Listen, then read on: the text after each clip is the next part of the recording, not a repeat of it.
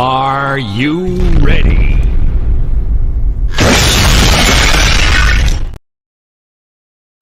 Are you ready?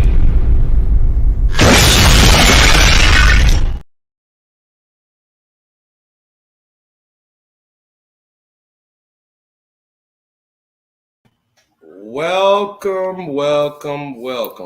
to Circle of Gratitude. I want to thank every and each one of you guys for coming in, staying in the chat, coming in the view. Tonight we have a guest, Mr. Michael, which is Frankie and Johnny's husband. And I welcome you, my brother. I welcome you. I definitely welcome you. Hello? Yes, sir. How you doing, brother Michael? All right. How you doing, man?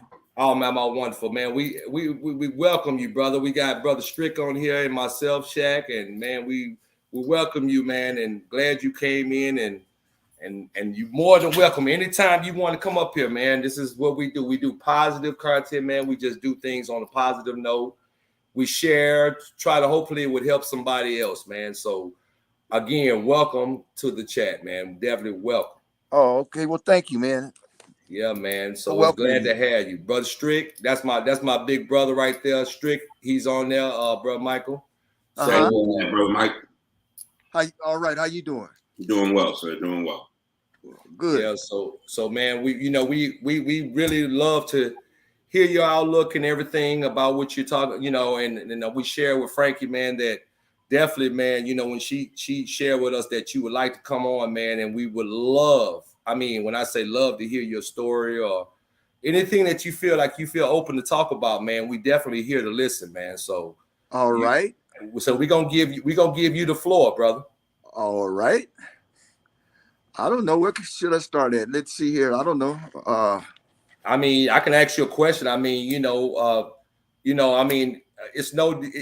it's not anything that's hidden, whatever, but we know that but we know that you have came across something in your life that is definitely life changing. Absolutely. Well, maybe if I start from the beginning. Oh, absolutely, brother. Hey, the floor is yours, man. And I want everybody to welcome him. Once again, I want everybody to welcome, and I welcome everybody in the chat. So the floor is yours, brother Mike. All right. Let's see. I don't know.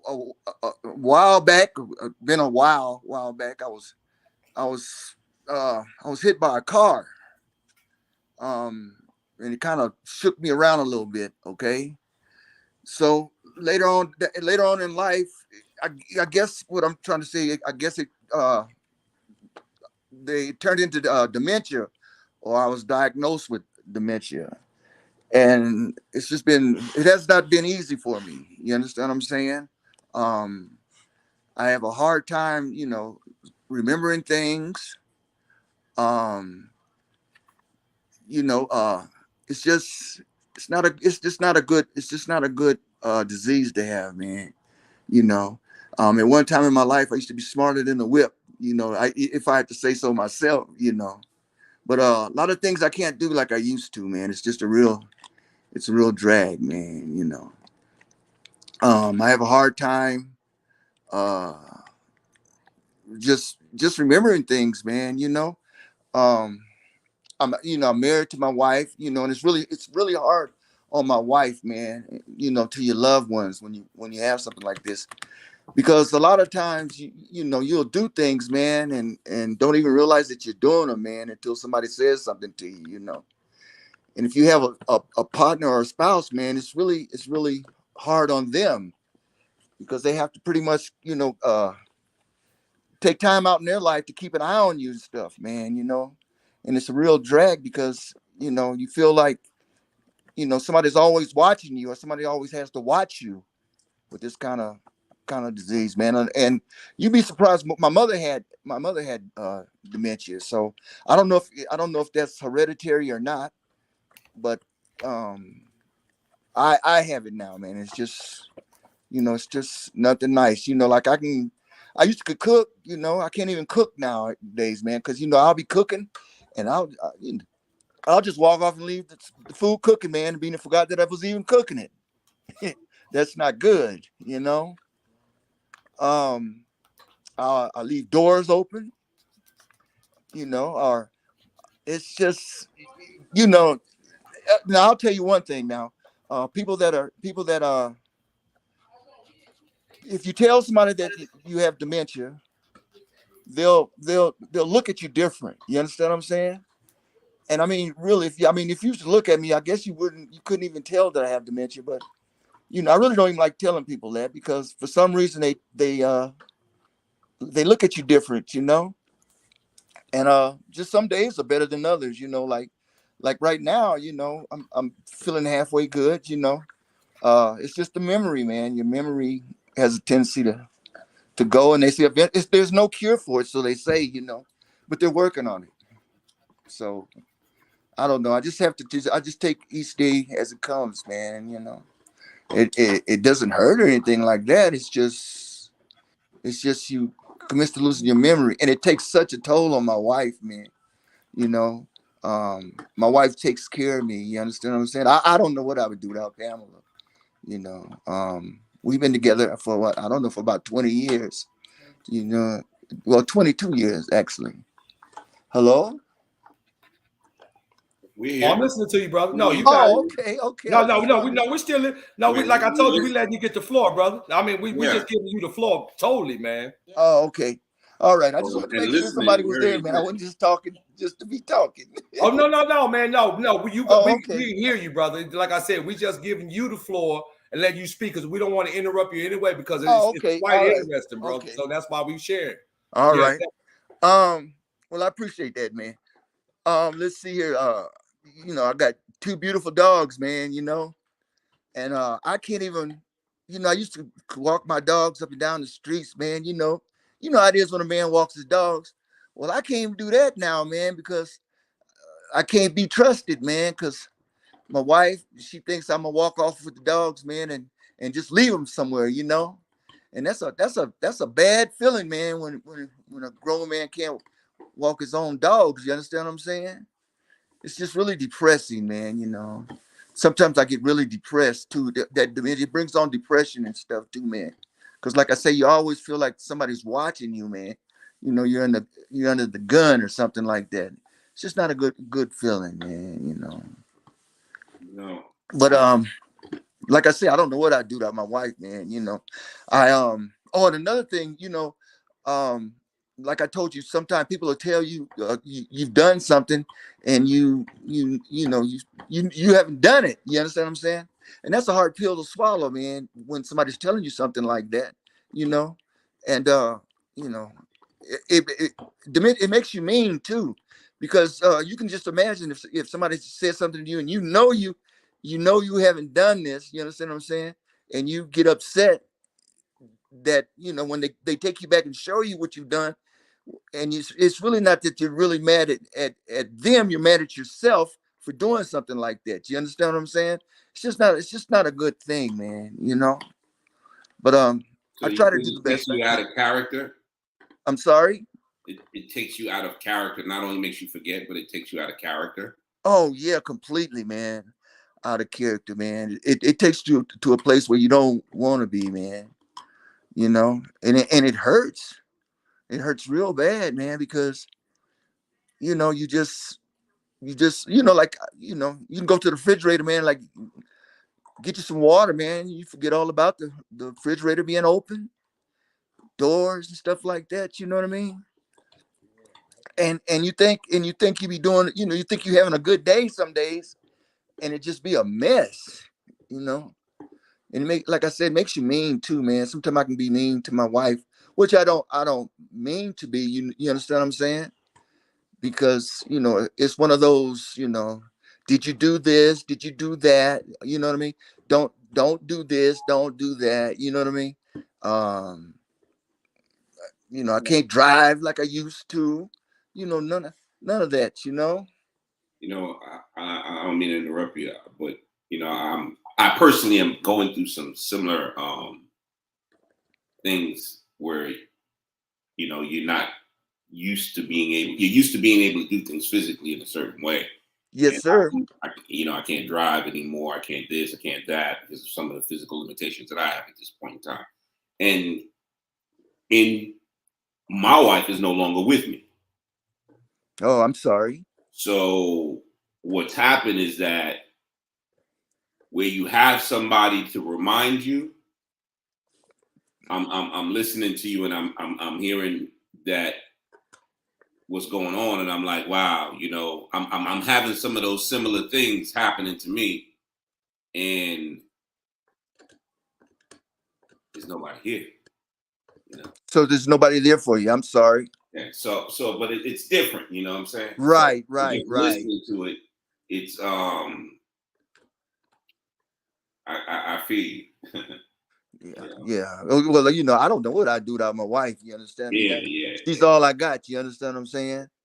And you know, it's just not a good feeling, man. You know, I even got, you know, it makes it so bad too. You know, I got family, man, that don't even. It's like they don't even care, man. You know, I got sisters don't even too much call me anything. You know, to see how we're doing and stuff like that. You know, and that just really pisses me off too. It's like, you know, once I met Pamela, it just seems like that was their way of getting away. You mean, you know, like let her deal with him. You understand what I'm saying? And it's really sad. It's just really sad, man. You know, it's a big burden on my wife, man. You know, because Lord knows I try to do what's right, man. You know, and that's not a good feeling, man. When you be trying to do what's right and you don't do it. You understand what I'm saying? right. Brother Michael, I don't want to cut you off, brother, but I admire you for coming and speaking highly of your wife, for one. Two is telling your Yeah. story. Yeah. I commend you, brother. I really do, because you know, stuff like that, expressing it, and you know, it can probably, I'm gonna say probably, it can help somebody else, because if they see stuff, they know how you can, like you said, you can't control it, but at least it would help them how to work through it. You know what I mean? And you sharing that, brother, means a lot. It Oh, definitely means. I didn't want to cut you off. I want you, hey, continue on, brother. But I just want to tell you that. I just had to stop and tell you that, bro. oh, okay, man. And well, oh yeah, you know, I have a daughter, man. I have a daughter. Oh, what is she? Her name is her name is Shaniqua, man. Um, she be mean to me. She don't come by and see me. You know, she be mean to my wife. You know, it's just, you know, I'm going through a bunch of changes now, man. You know, in my life right now. You know, I was in Las Vegas for about 9 years. You know, and shit, we go gambling and stuff like that. You know, can't do those kind of things anymore, man. You know, they got me on this medication now. That's another thing. They put you on this medication, man. That shit, you can't drink no liquor, can't smoke no weed. You can't, you know, you're just a. Brother Mike, I mind if I ask, how old are you, brother? I'm older than 50. Let's say Okay, that. okay, all right. We're definitely all in the same age group here. Yeah, we Oh, all the okay. same age group, man. Yeah, man. Yeah, you know, I ain't gonna lie. You know, I used to be in them streets. You know what I mean? Uh, Partying. You know, a lot of things I miss, but you know, there's a lot of things, you know, I just don't do anymore. Right. You know, you know. A lot of things I don't think any of us do anymore. You know. Right. Yeah. But you'd be surprised, man. You know, I've got some buddies, man. They are Yeah. still they are still doing the same things they was doing 30 years ago, man. Oh yeah, definitely. There's some of them out there, but just not my path. You know. I mean, I'm Absolutely. not to say I wasn't a party animal. You know, I was a very very calm individual. Didn't party too much, but yet and still I dabbled. Right.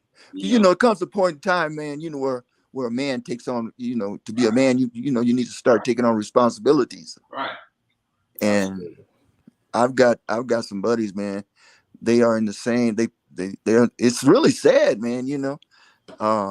They're in the same mode that they were 30 years ago, sitting in the same garage that we were fooling around in. You know, you it's just bad, man, you know, and can't really be around. It's sad because you can't really be around them because all they're gonna do is bring you down. You understand what I'm saying? It's just sad, man. But You know. you know what, brother Michael? I Yes. want to share this with you also, brother. I want to say that you, even though you're telling your story, but then like you said, you holding yourself accountable, but it's out of your control in so many words, if that makes sense. You know what I'm saying? So Oh, yes, it does. yeah. So that means a lot because, and you know, and I think that makes your wife feel comfortable, understand that you are accountable. It's just the point of letting her know that you love her and you appreciate her. Oh, yeah. And that means a lot, brother. And you know that means a lot to her also. So I mean, again, I'm not trying to cut you out, bro, Mike, but I just had to put that out there, man. You know, that's Yeah. part. Well, I Yeah. tell you, man, you know, my wife, man, she works, I don't know, 24 hours a day, man. You know, so seven days a week. 7 days a week because you know I don't.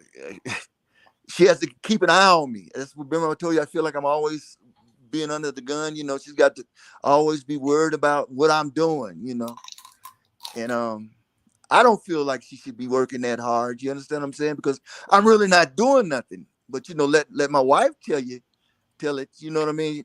I'll be doing something altogether different, and it's just that's depressing, man. You know, but I love my wife, man. My wife is a pretty woman. You can put it in the palm of your hand, bro. That's how tiny she is. You know? No, for real, little bitty woman. You know, Right. but With a big heart, big oh, spirit, right? oh man, my wife she's just a sweetie pie, man. You know. You know what, Michael? Me and my wife Erica, which she's on there too, man. We can Uh-huh. tell Pam is. I mean, I'm sorry, Frankie Johnny is definitely someone that we had came across, man, that has a beautiful heart. Yeah. Beautiful heart, man. Yeah, I'm not saying that just because she's my wife. You No, know? no. I'm telling you that from Yeah. us, Oh man. well, Me and I my wife. appreciate that. Yeah. I appreciate it. Appreciate Yeah, that, man. man. She's been the same ever since we met her, man. And definitely, man, somebody that we definitely appreciate and glad that we came across in our life. I just want to say that, man. Oh well, thank you, man. Yeah, man. And like I said, but you know, Michael, I mean, I'm gonna tell you, man, we really appreciate you coming again. I mean, you still got the floor, but I just want to keep out tell we appreciate you sharing that with us because one thing I had told my brother Strick that I said that my mom always feared dementia. Oh, And she's 80. And my mom had a major stroke back in 2021. I'm sorry. And when she had that stroke, it seemed like they told us that it probably triggered dementia. So, and I kind of see bits and pieces of it, but then I think some of it, majority come from the stroke. Uh-huh. But a lot of it seems like, you know, like it comes into play, but you know, she knows who I am. She knows what she does, and she says stuff. But my mom always been a person that spoke her mind. Strick can vouch for that. She speaks her mind. When I mean speak her mind, Mike, I mean speak her mind. Right. That's a blessing that she, you know, she still knows who you are and stuff, you know. Yeah, man. It's Like for definitely instance, a my true mom. blessing, man. Oh, like for instance, my mom, she fell down and bumped her head, man. And we didn't nobody know nothing about it because I didn't nobody see her, you know, do this. But she kept saying that her head was hurting her, you know what I mean? So my sister finally eventually took her to the doctor, and she was sitting there in the doctor's office, and then she told the doctor that she had failed. You understand what I'm saying? Mm-hmm. And then right after that, man, you know, her dementia came on her. You know what I mean? Sometimes I feel guilty. Maybe if I'd have been there, you know, I could have, you know, known that she had fallen. You understand what I'm saying? And maybe they could have got to her a little earlier, you know. But you know, her brain was bleeding, so. Wow. It's depression. So, yeah, man. But you know what, man? But you know, definitely, man, brother, we gonna definitely always keep you lifted up in prayer. Yeah. And definitely, man, and if anytime that you feel because we do this Monday, Wednesday, Friday, anytime you just want to listen in, something that you might want to add, you more than welcome anytime, Michael. Anytime. Well, thank We you will very much, man. You know, definitely glad to be glad. I'm gonna be listening to you, checking in on you. You know? Oh yeah, man, no doubt, man. I'm just curious. What are some of the things you guys talk about? Man, we talk about a wide range of many things, man. You know, one thing what I'm saying, accountability. We talked about relationships, how to better relationships, how to we didn't talk, man. There's so many. I think we did about 20 some videos, man, and we just touch on a lot of subjects, man. You know, how people become, entrepreneurs, how they having a plan B. We had many things, man. So I mean, but anything we do on a positive note, and hopefully it can help somebody. Well, that's good, man. Still on a positive note, especially being black. You know what I mean? Absolutely, yeah, definitely, man. And but like I said, man, we touch on a few things, man. You know what I'm saying? Like I said, there's something, and it might be something that you might feel in your mind that you want to talk about, man. And hey, you just come on here and we talk with Pam, or hey, Frankie John can give you my number. You know what I mean? And then if you want to, hey, bro, Shaq, hey, look, can we let's speak on this? I'm always open, man, because we try to stay on the positive note, period. That's good, man, because like I listen to some of them stations, man. They be talking about nothing. Okay, I'm just gonna be honest with you, talking right, about, and I'm not with all that, man. I'm a person with, I like to talk to people that have substance. You understand what I'm saying? Absolutely, yeah, man, definitely, man, and that's what we on. Okay, that's what we on, man, and like I said, that's what. I mean, if you can go back and let Frankie John let her listen to some of the videos that we talked about. Mm-hmm. You would be. I think you'd be impressed, man, because I think we had some great lives, man. Okay, well, I'll be listening. I'll get Pamela to.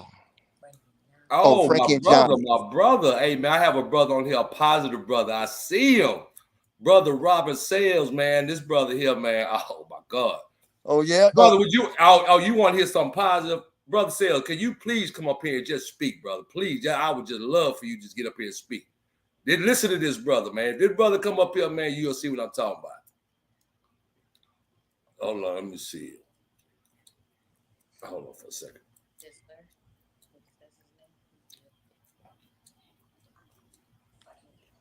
Yeah, man, this brother, we met him years ago, man. Him and his beautiful wife, man, and oh my God, man, they're awesome. You talking about a power couple, man? That's a power couple, brother.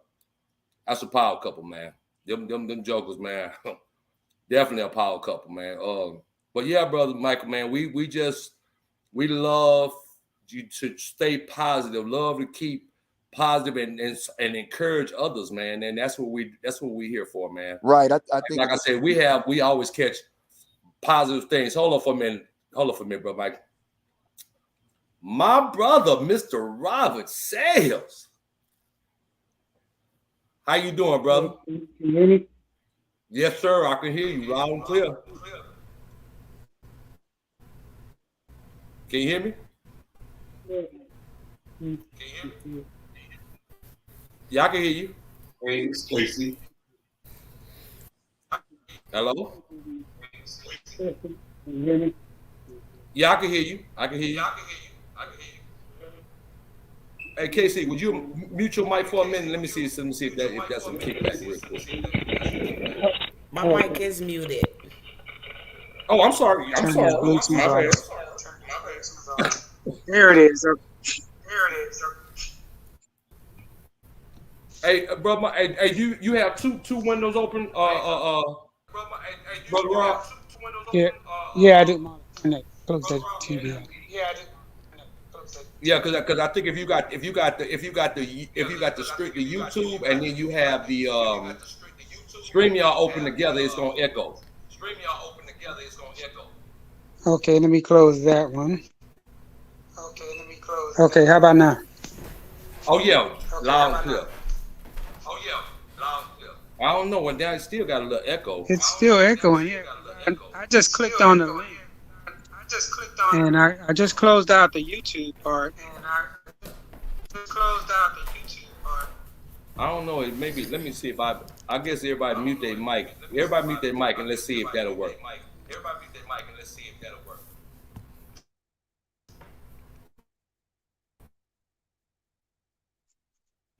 Go ahead, brother. Okay, how about now? Oh no, you loud and clear. We can hear you, brother Rod. Oh, okay. Hey, how's it going, man? Oh, it's wonderful, brother. Wonderful. Hey, Bluetooth man, ready. welcome. Waiting for device connected. Welcome, brother. I Bluetooth appreciate you connected. coming on, brother Rod. Yeah, thank you for inviting me, man. I was just really stopping in to say hi. Yeah, We man. saw you on. Marla saw you on, so we went on and clicked on it to watch it. Oh yeah, man. But I like I said, you know the power of that voice behind you, brother. You and that, like I said, you and your beautiful wife Marlis, man. So I just like I said, I just wanted to, I'm glad you graced us with your presence, bro. Oh man, it's I appreciate that, brother. But just another brother, man. No, don't just say just another brother. Not to me, brother. Me and Erica, man. We appreciate you and Marlis, man. You know what I'm saying? Well, we love you guys, man. We appreciate you all too. Yeah, man. But like I said, man, I'm glad you came in and peeked in on us. But yeah, like I said, man, I was telling that we were just sitting up here, man, just having positive conversations, man. And brother Mike over here was sharing his his life of him going through dementia, man, and it was quite interesting, you know what I'm saying? And this is something that I think a lot of us have faced somebody in our family members or maybe faced on their themselves, you know what I'm saying? And he shared his story as of him living through life, being married, and how challenging it is, man. So so that's where we're just glad that for him to come up here and share it with us. Oh, that's nice. I have to go back and listen to the replay on that. Yeah, man, definitely, man. Well, I'm glad you came in, and you definitely tell your beautiful white man, Marlis, I said hi everything, and hey, we love y'all over here, man. And like you said, you always welcome, my brother. I will do that, man, and definitely, we'll get together. I'm gonna hit you up. Okay, my brother. All right, thanks a lot, bro. All right, thank you, brother. All right. Hello. Yes. Okay. Yeah. No, Sister Casey. Sister Casey. Sister Casey. Sister Casey up there? Oh, she must there. Hey, Mom. Hey, honey. How are you doing? Hi y'all, I'm here. Well, we got grace with two women on the panel. I just want to say, we got two women on the panel. I'm here. I don't know. Is there something going on? I don't know what it is. What's up, brother Dre? Hey, what's going on, boss? Hey, what's going on with you, man? Oh, nothing much. Just another good night. You say what now? I said nothing much. It's just another good night. How have you been? You doing all right? Man, always, brother. Always, man. Always great, man. Like I said, man, we just up here, like I said, brother Mike up here sharing his story with us, man, and gracing us with his presence, man, and sharing his story with us, man, and definitely giving kudos to his beautiful wife, man. So man, we always, that's the thing we is, man. Like I said, I think everybody try to, definitely, like I said, we just basically just trying to stay positive, man. You know what I'm saying? That's a good thing.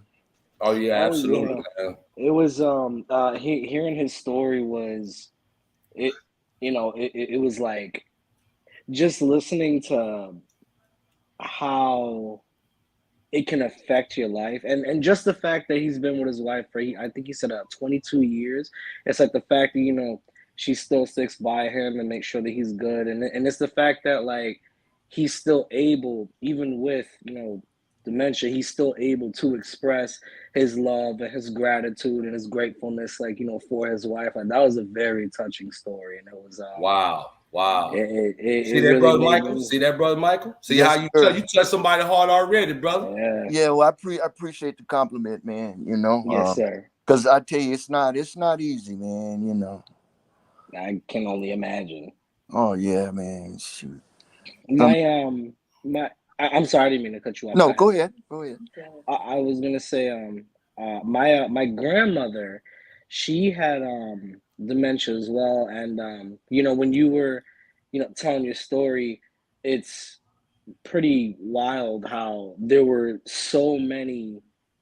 I can't even say similarities. I mean, I can say similarities, but a lot of it was along the same route. She had it to the point where it would make her think that she was back in, like, I remember this one time I had to run out and get her out of the street because she fully believed that she was back in her old apartment from like 15 years ago. Oh, And man. yeah, it was there. It was funny. She used to call me Sean.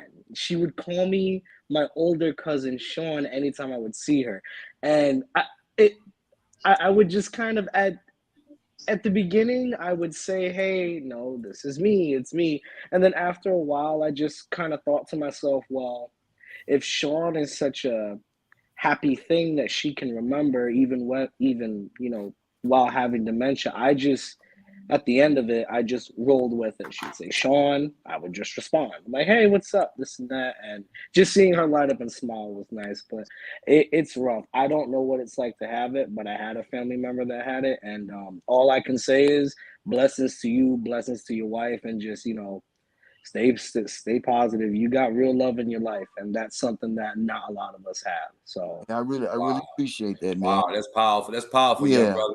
Yeah. That's powerful. And you know, I wanted to say that, and I think through anything from any illness, and the key to that is having that support. And having the support of someone that really truly care about you plays a big difference. I mean, you know, we know it's at this point right now that it's irreversible, but at the same time, having someone strong by you, it makes a difference because you know, you'd be surprised. It takes a toll on them too. Oh, absolutely. I can imagine. Oh, you know, I can goodness. imagine. Yeah, I can imagine. And like I said, my mom has early stages of it. Yeah. But you know, it's like she remember me, she remember my wife, you know what I mean? And she knows that's why we stay consistent with her. She's in a rehab right now. And we stay consistent seeing her. Well, but that makes a difference because I don't want her to get laxed or whatever the case may be, to think that but then she start forgetting or maybe not knowing right. who. Absolutely. So we, you know, like they say, you know how they say out of sight, out of mind, and then when your brain is trying to work doing something different, you know, it seems like, you know, you probably, you know, she probably forgets or whatever. So that's why we always stay consistent by seeing her. And you know, she always said that, and my mom has always been a jokester. So sometimes I think, yeah, dementia kicks in sometimes, but I think sometimes she played with us a little bit. Right. You know, like I mean? I can tell you, for instance, I can tell you anything you want to know that happened 20 years ago. You know, right. I can remember that, you know, no problem. But right. It's things like yesterday or the day before, you know. Sometimes that's where I have short. I'm sorry, I apologize. I didn't mean to interrupt. No, that's okay. I just had a question for you. Yes. Do you find that there are certain things that I'm trying to make sure that I phrase this correctly. Do you think that, or rather, do you find that there are certain things that are easier to remember, or in the same frame of mindset, easier to forget? Because when I was listening to your story, it's you mentioned doors quite a bit. So is it like tasks that involve making sure that something is shut off or turned on? Is that like the biggest trial, like, you know, currently that you're dealing with?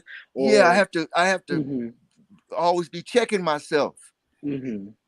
You know what I mean? It's yes, not good. Sir. That's not a good feeling, man. Having to check yourself over little minor things. You know what I mean? Yes, sir.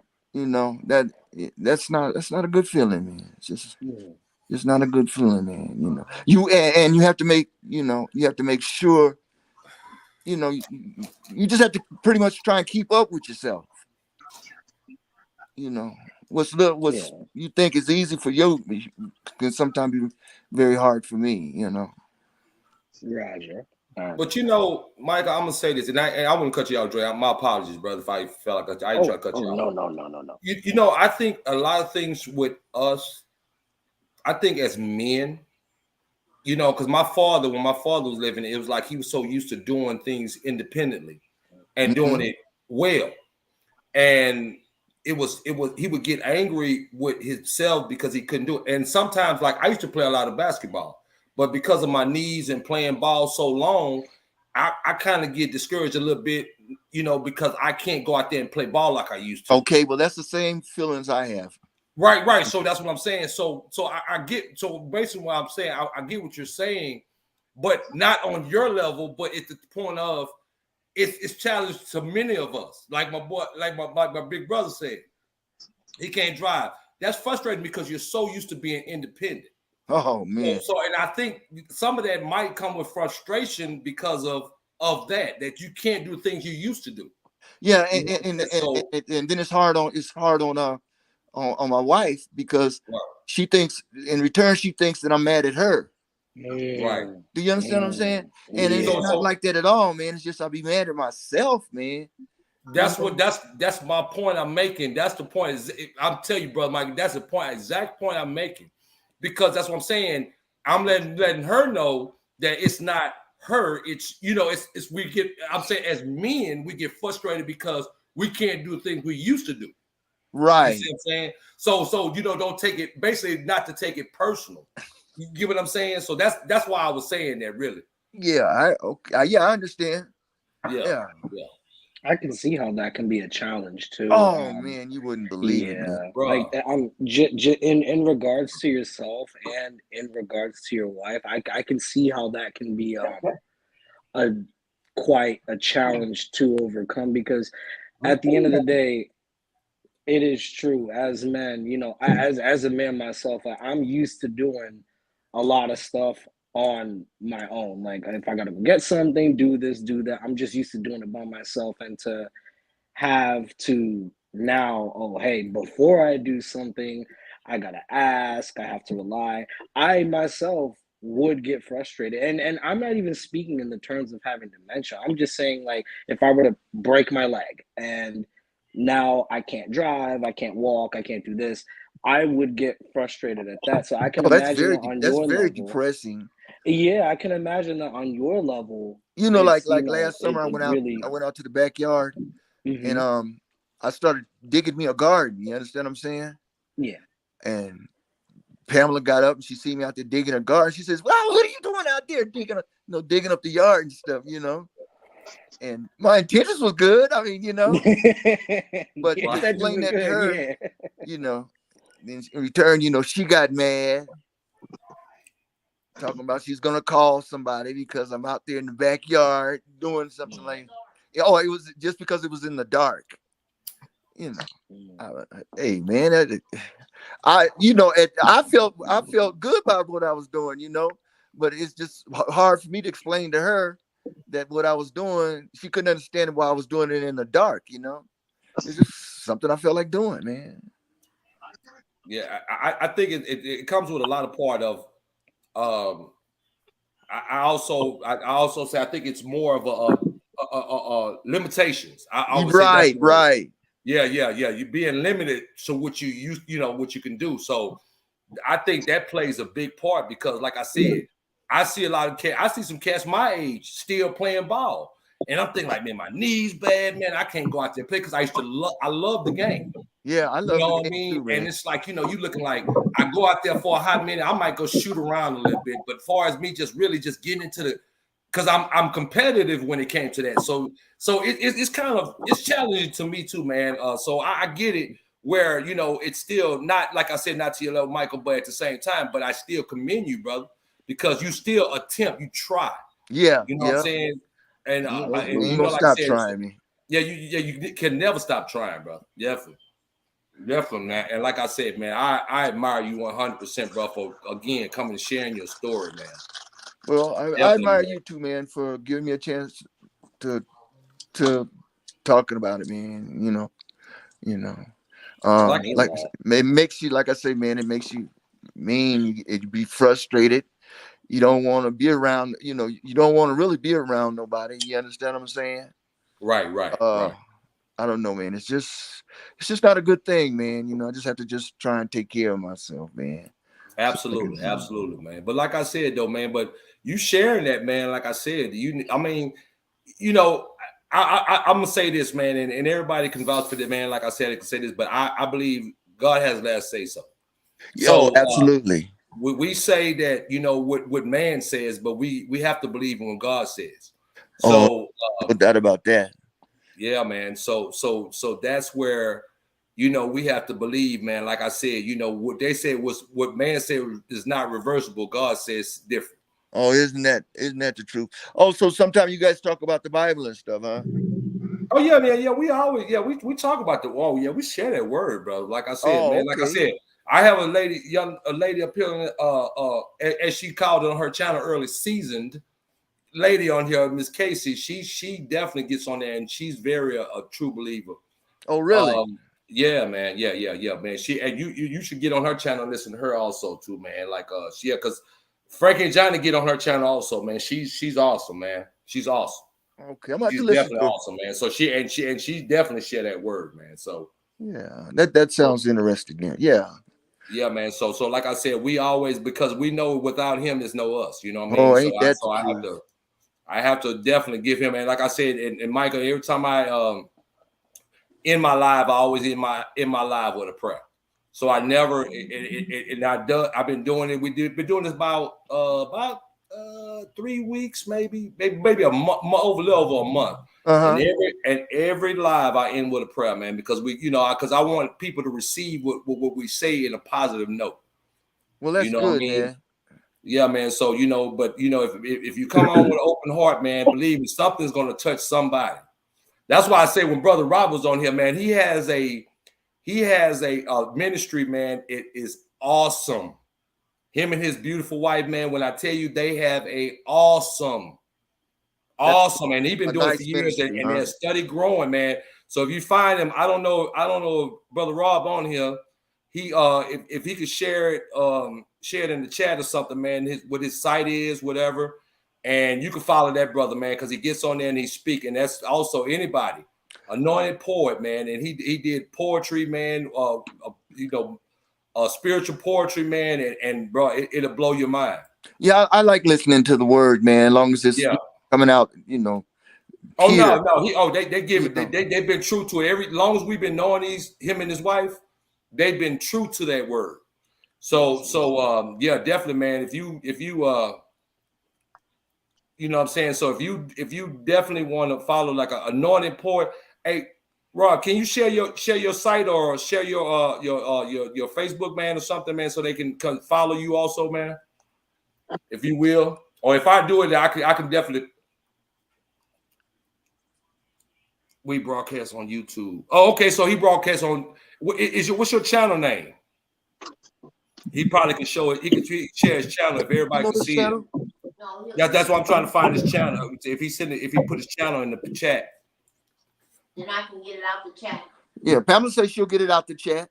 Okay, definitely, yeah. Because that brother there, him and his wife, they speak that word, man. So, and then I think that's what something we a lot of, I ain't gonna say a lot of us. Some of us have gotten away from because we know. Let me see. He said, click on his logo, and he said it'll share. Okay, Pamela, he says click the logo and it'll share. Yeah. I'll let Pamela take care of that, man. She handles that kind of stuff. I put it on the big screen. If anybody want to follow him and his wife, man, definitely, man. Like I said, that brother is definitely, man. If you want to learn something, man, he's a teacher, man, definitely. But yeah, man. But this is what we do, Michael. And like I said, man, again, you coming and sharing this on what you're doing, man, is awesome.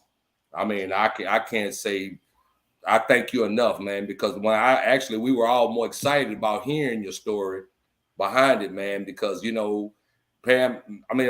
Frankie said she wanted to share it, and you want to share your story. And I told her, I said, well, hey, he's more than welcome. He can have the platform. You know what I mean? If there's anything else that you want to share, brother, you know what I'm saying? But definitely, no, I'm pretty straight. I don't know. Maybe next time we chat on the phone, you know, maybe we can all bump heads, man, and figure out how we can make us some money.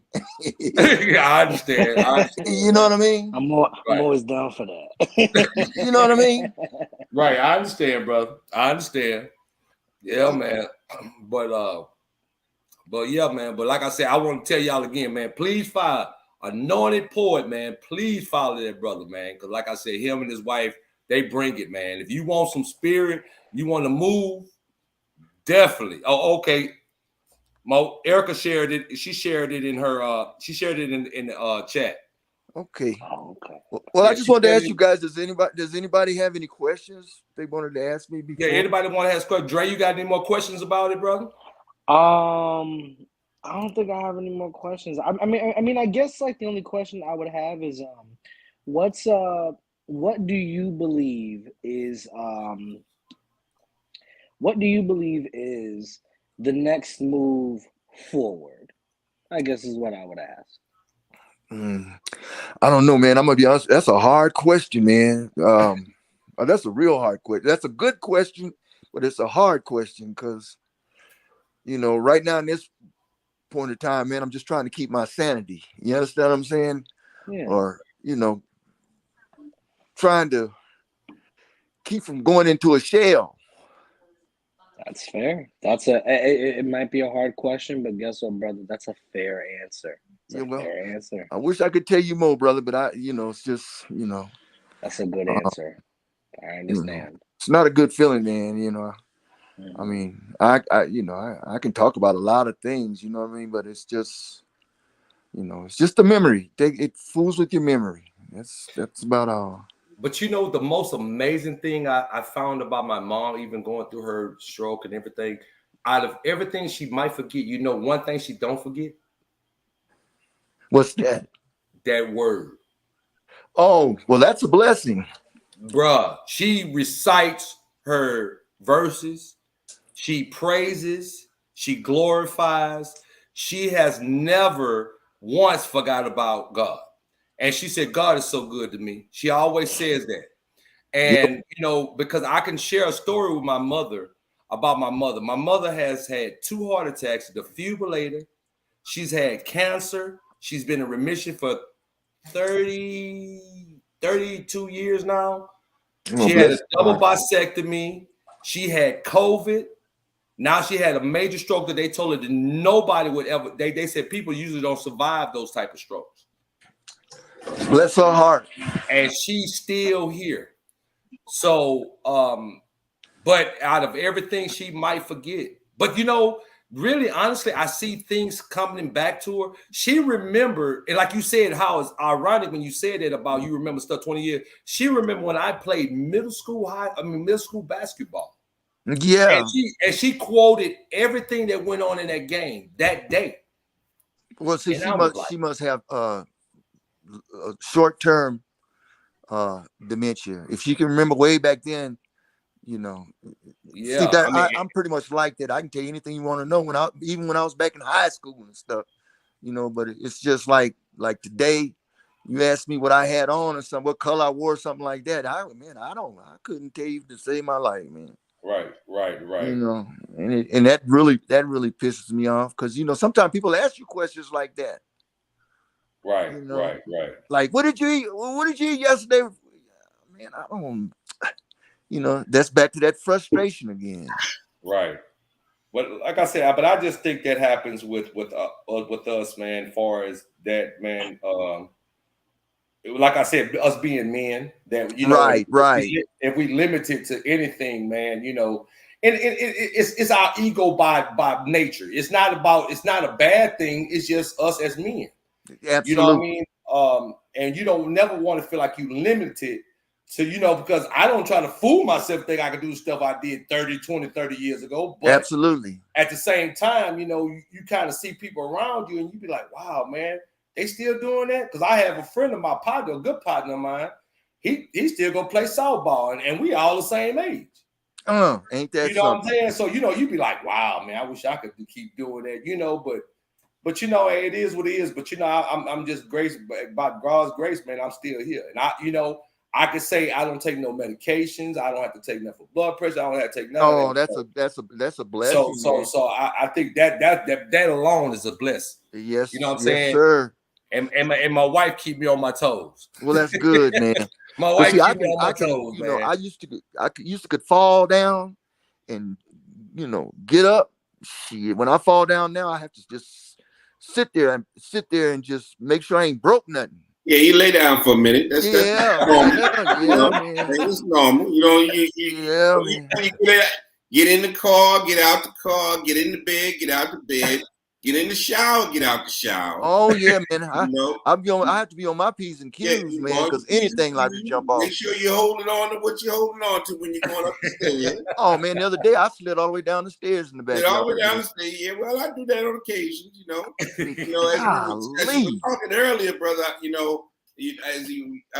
was reflecting upon myself and saying, man, how many times have I ran back inside because I forgot to close the refrigerator? Or was I cooking something and forgot?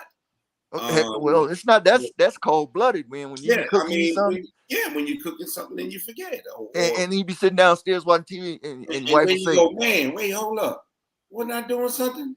Yeah, or your wife will call you downstairs. What you doing down there? Oh, I'm watching TV. Well, you got something cooking up here. Oh my gosh, man! You got to run back up the stairs. So and sometimes you even have to lie about it. You become yeah, I knew I was cooking something. Yeah, you don't remember the damn thing, and that just and then you get mad at yourself. It's like getting mad at yourself, and then you come upstairs with an attitude, and your wife think you mad at her, and it's just hard for them to understand, man. Shit, sometimes it's not them, it's you. You're right. That you mad at, man. My mom suffered from dementia after a stroke. Yeah. And I recall before, when she moved down to Houston, she had an apartment not off Westheimer. And man, the fire department came in, she had burned up the house. Burned up the whole kitchen. Oh, she did, huh? Yeah. And I'm talking to her. She said, "Oh, the firemen, they're just so nice." Oh, smoking full of the house was smoked up, and oh, bless her heart, man. I really hate to hear that, man. Yeah. So hey, man, we gotta be careful, and we gotta make sure that we have people around us that are paying attention to what's going on. Right. I'm not allowed to turn on no fire. Nothing. Yeah, when we're incapable of doing certain things, it's good to have people around us that can. Yeah, because I'll burn. I'm the first one to admit I'll burn up some stuff, man. Yeah, man. But you know what though, man? Like I said, I like me and my big brother be talking, man. But it's when you go through anything in life, man. It's always if you got that person by your side, man. It makes a difference. I mean, it might not slow nothing down. It might not do this, but it do makes a difference, man. Does it ever? See, my wife, man, she had Pamela suffered a stroke and had to have brain surgery. Yeah. We know. Yeah, definitely, man. Yeah, and she's still taking care of me or took care of me. You know what I mean? This has not been easy for me or her. You know what I mean? It was once upon a time my wife could outrun me, man. But she used to stay in the gym. One of them exercise women. You understand what I'm saying? Uh-huh. But once she had that brain surgery, man, she can't do the things that she used to could do. And I sometimes I think she takes that out on me. You understand what I'm saying? Right. But she still works out, but she thinks she be working out, but she don't be working out nearly. Yeah, she thinks she be working out, but she doesn't, work out like she used to, man. She gonna listen to this, right? Look, hey Michael, hold up, man. I don't know this. Look, that doghouse might be sounding pretty good right about now, boy. Right. I don't mean no harm, man, but it's just what it is. Man. She works out. I'm like, she can hear you, right? Yeah. No, man, but it's all in fun though, man. Like I said, man, I again, man, we really, really. I think everybody appreciate you sharing your story, brother, because like I said, I mean, you see people on the outside looking in, you know, seeing like people had family like Strickland with his mother, my mother, and stuff of that nature. But as far as someone actually speaking about their situation, bro, it enlightened me. I'm telling you, and I'm pretty sure everybody else too, man. And we are glad that you did that, man, because honestly, man, I never thought, because a person like you said, you know, a person that don't know better, that they would think they'll try to judge you. Oh, he ain't talking out his right mind, or he ain't doing this. You get what I'm saying? But Right. you're talking with solid sense. Oh yeah. Oh You know yeah. what I'm saying? Like I Yeah, said, yeah. man, to look at me, you wouldn't even think I had dementia. You understand what I'm Right, saying? right. But what's the look though, brother? You know what I'm saying? I mean, right. Well, no, you know what I I mean? agree. You I know, agree. but some people, you know, and I think that's why some people are so judgmental about different things, because, you know, some things that, you know, that I hear people say that people with dementia, you know, you want to keep them active, you know, you want to keep them Yeah, reading, and my wife, she keep does them that. doing stuff, or, you know, make stuff to jog their memory and stuff of that nature. You know what I'm And saying? I don't too much care for judgmental people, man. You know Oh what no, I don't. No. We I don't think none of us do, man. But it's just the point of Yeah, it's it's the out world there. it's the world we live in. Absolutely. It's the world we live in, man. And us living in this type of world, man. I believe, you know, and I truly believe that, you know, we just have to stay. When we find panels like, find like stuff like my brother Robert over there, when they got something positive, something about that word, bro, you know, it's get us for our armor, man. You know, he said armor of God, man. You know, and we have to be prepared for when you have judgmental people, you have people doing evil things, people trying to use you, people trying to do all these different things. You have to stay armored up. Oh You yeah, know what I'm saying? a lot of that in the world. Yeah, man. Yeah, man. So that's why I say, you know, and I'm pretty sure everybody would speak for me on this, man. Like I said, and like I said, you follow, like I said, Casey and Anointed Poet, man. Go to his channel, man, because it's something that you, like you said, it spark you, man. Like I said, God can do all things. All things are possible. Yeah, you You know can. what I'm saying? Hey, So Hold on one second, Shaq. He gonna take Frankie out real quick, okay, no, that's fine. That's fine. That's and fine. I'll stay on here until he comes back. Look, Erica, look who graced us with her presence, Frankie and Johnny. Go ahead. Well, tell us since you on, how Okay. you doing today? I'm hanging in there. You're hanging in there. Okay. Okay, I guess I shouldn't talk like that. No, I'm hanging in there. Johnny, Johnny, go, good girl. But so you're so we understand that you're the one that endures all this, and again, I think everybody on here commends you also for doing that. You know what I'm saying? Staying strong for your husband, and we really appreciate that.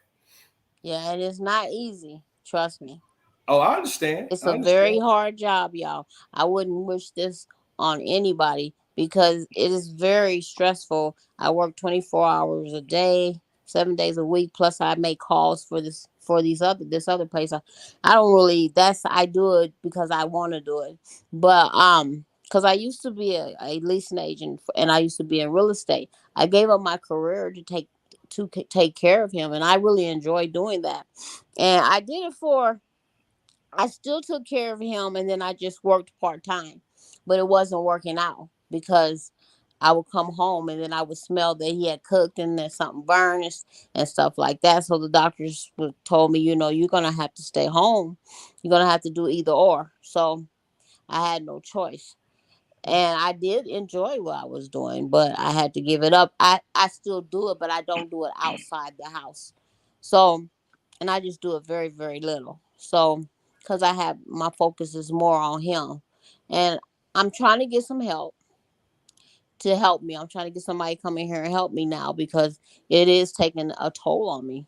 So, because I get to do for myself, but I don't get to do like I really want to do for myself. I get to still and get up and do my workout and that kind of stuff. But I don't get to do like I used to do. Like I used to go out and work out. I can't do that. Well, I wouldn't do that anyway because of the COVID. But um, it's just hard. It's very very hard.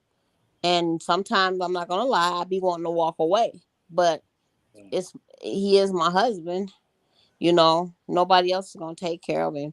His family, I just don't understand them. They don't want the responsibility, so that's probably why they don't call here. And his daughter would be a perfect person for someone for me to help, for them to help me, but they don't get along, and for whatever reason, she don't care for me, and that hurts, because I don't have any kids, so it's hard. It's very very hard. So YouTube, coming to YouTube helps. Well, it did, but it helps. Now you got a channel. It really a positive channel, and then Casey, she has a positive channel as well. So long as I can stay on the positive channels, I'll be okay. And Yeah. then I got Erica to run to, Sabrina definitely to run to. So, and I do run to Um, them. may, Sometimes I be hating it, but they always come back and say that's what we're here for. So they're very sweet to me. So I don't know what I would do without them too, because they always here for me, and you're here for me too as well, Shaq. So, Yeah. but But you know but what, Pam, I'm gonna say this. I didn't mean to cut you off, but I just want to tell you again, like I told Michael, and I said that you are. We've met you and Sexy May, and we definitely appreciate who you guys are. How genuine you've been throughout the time that we've known you. So we couldn't do nothing but be there for you guys when it comes to to anything. So we wouldn't change that for the world. You know what I well, mean? good. And like I said, and again, we commend you and hearing your side. And that's why I was saying, I've heard people deal with it with their parents, but no one I've never heard deal with it from their spouse aspect. You know what I'm saying? Yeah, And to hear the challenges that you have and your husband actually acknowledging what goes on from his side of the story is awesome, for we hearing that, you know what I'm saying? And we definitely, and I think everybody in here would definitely gonna pray for you guys, that that it helps you and strengthen you to make you stronger, strengthen Michael, you know what I mean, and everything else throughout this challenging time. You know what I'm saying? And like I said, Pam, I'm telling you, follow that brother Anointed Poet. I promise you, if you listen to this brother channel, you would definitely you'll feel different every day. and he's on YouTube. Yes, yes. We've been knowing them for years. Him and his wife, Marlis. And Okay. she's very positive. She's very positive. Robert is very positive. I'm telling you, you guys, you would be happy to be on that channel. may I say something? Oh, go ahead. Absolutely, brother. Go ahead. Okay. Hello, Miss. My name is Dre. Hi. I'm gonna say something as a not so seasoned individual. I'll put it to you like Yeah. Oh, you still way behind the ears, man. that. I'm gonna after hearing Michael's story, and then even hearing your part with because again there's two sides to everything, and hearing the struggles and trials that you have to go through. I'm Mm. gonna say this right now, just keeping it real. And I'm 27. Um, Me being where I'm at now, at this age, what's going on in this world, the way that you still can be honest, but the way that you can be honest, but yet still have that love and care for your husband, I'm gonna be real with you. That is literally all that individuals that are my age, like men who want that's all that we would ever hope for in someone to call a wife. The fact that you can express, yes, it is hard. I appreciate that honesty. Yes, there are days that you want to give up and just say, I'm gonna leave it alone. I appreciate that honesty. Yes, there are days where you're just like, man, this is, I don't have to. It's just the fact that you understand that you are his wife, he is your husband, and this is the man that you promised yourself to, that you're supposed to care for, this and that. And I'll even take it a step further. Even you saying how you said that you didn't have kids, and his daughter is like, she just don't want nothing to do with blah, blah, blah. It's like, hearing your side, all I can say is you are literally the type of woman that my generation are looking for. A woman that cares for you. It don't matter what this child do, what this mama do, what this auntie, uncle, daddy. It don't matter what they do. You are there for your husband Right. because you are his wife. I just have to commend you for that, because that's all that we looking for out here. Yeah, and I believe in that. I believe in sticking by your husband. I mean, like I said, there's days I want to walk. I'm not gonna sit here and make it like I'm this perfect person, Don't leave me, but baby. I appreciate that honesty, though. but That's the biggest but thing. I am not gonna do that because Mm-hmm. I'm just not gonna do that. That's not my personality, and it never has been.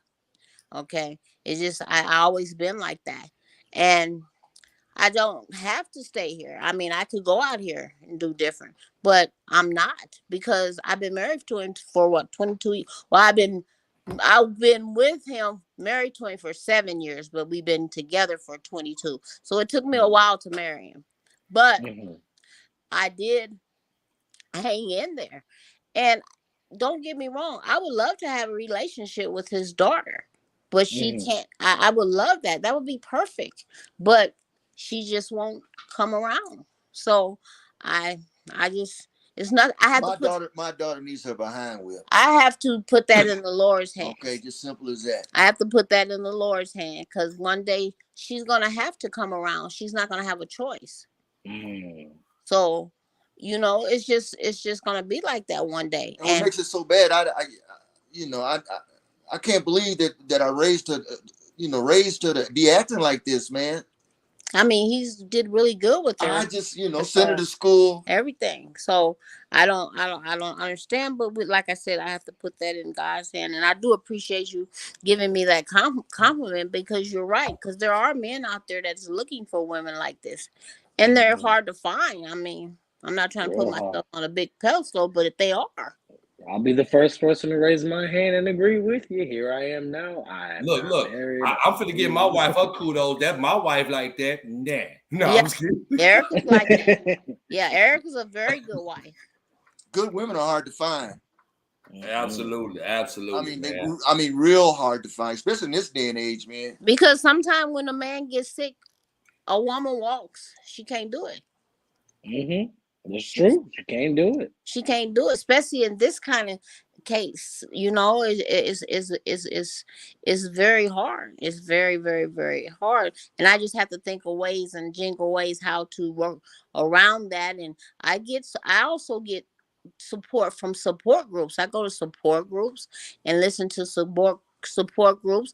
I tell them my stories, how he's treating me, and then they'll tell me things to do. So I also educate myself as well why I'm doing this, and I get counseling. I'm not afraid to say that, okay?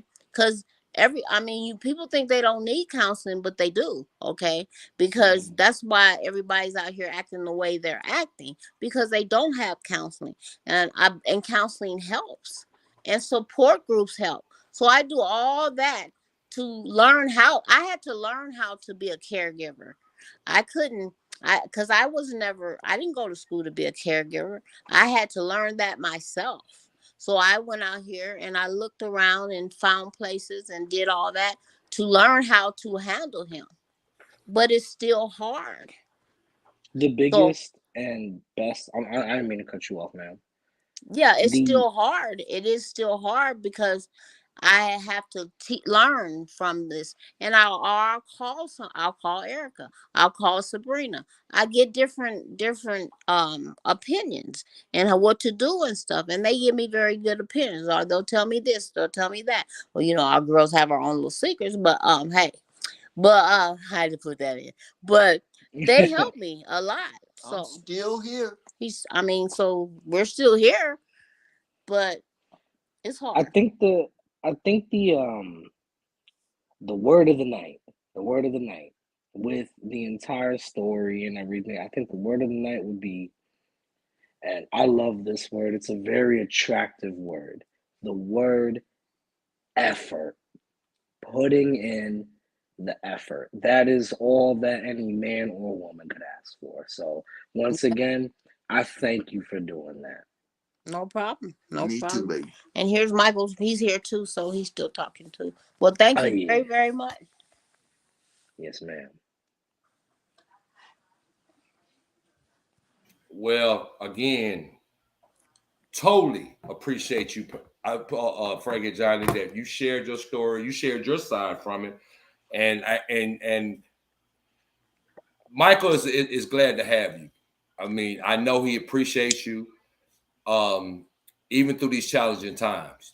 All right, I appreciate you guys taking the time out to listen, man. I mean, oh no, definitely, man. Like I said, man, you always welcome on this, man, because like I said, it's something that you like to speak about, man. Whatever, man. We always willing to open. Like I said, it usually be two more brothers on here, but they got because it usually be two more brothers. This one, his name is D, and another one named Chris. They be on here also. And man, we be having a discussion, man, and we find things to talk about. Sometimes we be all over the place. Who knows? But but it's definitely be positive. Sometimes I have titles about different things, but sometimes, man, we just talk about life, and we talk about stuff from our perspective as when we grew up to the old school versus the new school. That's why young brother Dre, that's my big brother Strick's nephew. And we like to hear his viewpoint because he's a millennial. He's a millennial. We like to hear that viewpoint, right? You know what I'm saying? And I think sometimes with us, we get we think at some point we all know it all when we get in our age. But I learned that we have to listen to them too, because I think that's what some things happen in their generation due to people not listening. Oh, ain't that the truth? And, you know what I'm saying? And if somebody just take the time to listen, maybe it could stop a lot of stuff that's happening in their age group. You know what I mean? So I think this is where I like to have the younger generation up here speaking and hear them speaking and sharing their point of view, because like we told him, it's not a right or wrong answer. Yeah. It's just the point of but hearing you express yourself as a young man, it makes a difference. You know what I'm saying? And like I said, and even me, I can learn from some things from younger people. You know what I'm saying? Because maybe some things that we don't know about that they might know about, because they're far more advanced than we were. Because of course, technology helped for one, because we didn't have that technology. We still had landline phones, pay phones. Hell, we thought we was big when we had beepers. You know what I mean? But you got cell phone that almost can do anything now.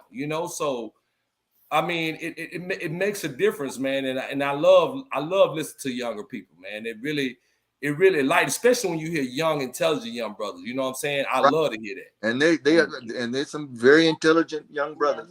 Oh yeah, man. And and we had my early this week on Wednesday, we had my and wish you was on here, Dre, because we had my sister-in-law on here, and I would love you hear her viewpoint, because when we had the point what we were talking about, you said, do people date anymore? And we was talking about that. And I was hearing from her, because he's 27, she's 30. So we just wanted to talk, just hear their viewpoints about dating, because we was talking about how people date. Because I would say, to go back to that point, that, even when you're married, you have to date. You know what I'm saying? Absolutely. Even when you're in a relationship, don't care if you've been together 30 years, at some point you have to date. Absolutely. And like I sit there, and that's why I was telling you about a power couple, because of our brother Robert, you know what I'm saying, him and his wife, You'll see them all the time on Facebook. They go on trips. They go do this. They always keep that spark in their relationship. That's why I call them that power couple, man. And then they put God first in their marriage. Yeah, So that plays a big part, man. Yeah, that plays a big part, man. And like I said, we do too. Me and my wife, man. We have a lot of good times, man. Like I said, and telling our story, like I said, but Michael, man, we came from Texas and we moved here to Florida. We came from Houston. Houston, huh? Yeah, we came from Houston. We met in Houston and we jumped out on faith, man. We moved to Florida, man. And I mean, not knowing nobody. How is Florida, man? Oh, it's wonderful. Oh, it's gorgeous. Oh, man, we love it. We love it. Me and Pamela, we're thinking about coming up that way just to see what's going on. Yeah, man. Well, you guys, man, definitely come, man. It's yeah, cold man, here, man. I know you. Oh yeah, I know. Oh, I mean, seriously, it's cold. Well, we both from a cold state. Both from a cold state. I'm originally from Chicago. Oh, she's originally from Michigan, so we know about cold. Oh, okay. Yeah, so it ain't like we've been in warm weather all the rest. But my wife told me, she said if it start getting super cold here, we're going further south. So anywhere where it's gonna be warm, that's where she gonna go. Have y'all been to any of those islands there? We haven't, man. We've been here 7 years, almost 7 years, and we ain't explored hardly nothing. But we said we're gonna do it though. But see, after everything started happening, we had a lot of challenges, man, in the past year, man. My mother had a stroke. My father-in-law passed away in that January. We had February free. March, we had my sister passed away. And then from that point, then I had to go. Her mom had, right after my sister passed, then her mom had some stuff going on as far as her health-wise. And then we had a scare with that. Then I had to go to Houston and stay there for about 2 months. Oh, my goodness. I said that sounds. I kind of hear where you coming from on that, man. Definitely. Yeah, man. We had a lot of challenges, but you know what? Throughout that time, we stuck by each other's side, man. That's good. We never turned our back on each other, man. We never had an argument. We never had anything, man. And it caused my wife to, have anxiety and stuff of that nature. But guess what? Like I said, but we stayed strong, man. And like I said, I love my wife. She's a very strong woman, man. That's a blessing, man. You guys will go a long ways as long as you feel like that about life. Yeah, man. Like I said, man. But we definitely, man. That's why I said that's why I wanted to bring something like this, man. So far as just something positive, man, where we can just sit back and people can express themselves. Now we got younger men and we younger women and stuff of that nature, man. Like, so basically we don't discriminate. We just want to hear everybody's viewpoints, but we just try to, so hopefully it can touch somebody in a positive note. You know what I'm saying? So, so that's why I said I love this, man. And like I said again, man, I take my hat out to you, brother, for you sharing your story, man. And like I said, it's enlightening, man. It's regardless of how the challenge is, but it's just the point of the positive of it that you have someone by your side through your your illness, man, whatever, man. But like I said, stay strong, brother, man, and definitely everybody gonna pray for you guys, man, and strengthen you, man, and everything, man. So I really, like I said, I really appreciate you guys, man. You and Frankie, man, y'all coming on here and doing that. Shaq, what's the guy's name that was just speaking to me? Talking to me. Oh, the young brother? That's me. Oh, I'm Andre. Oh, yeah, Dre. Yeah, that's Dre. How old you say you was 27?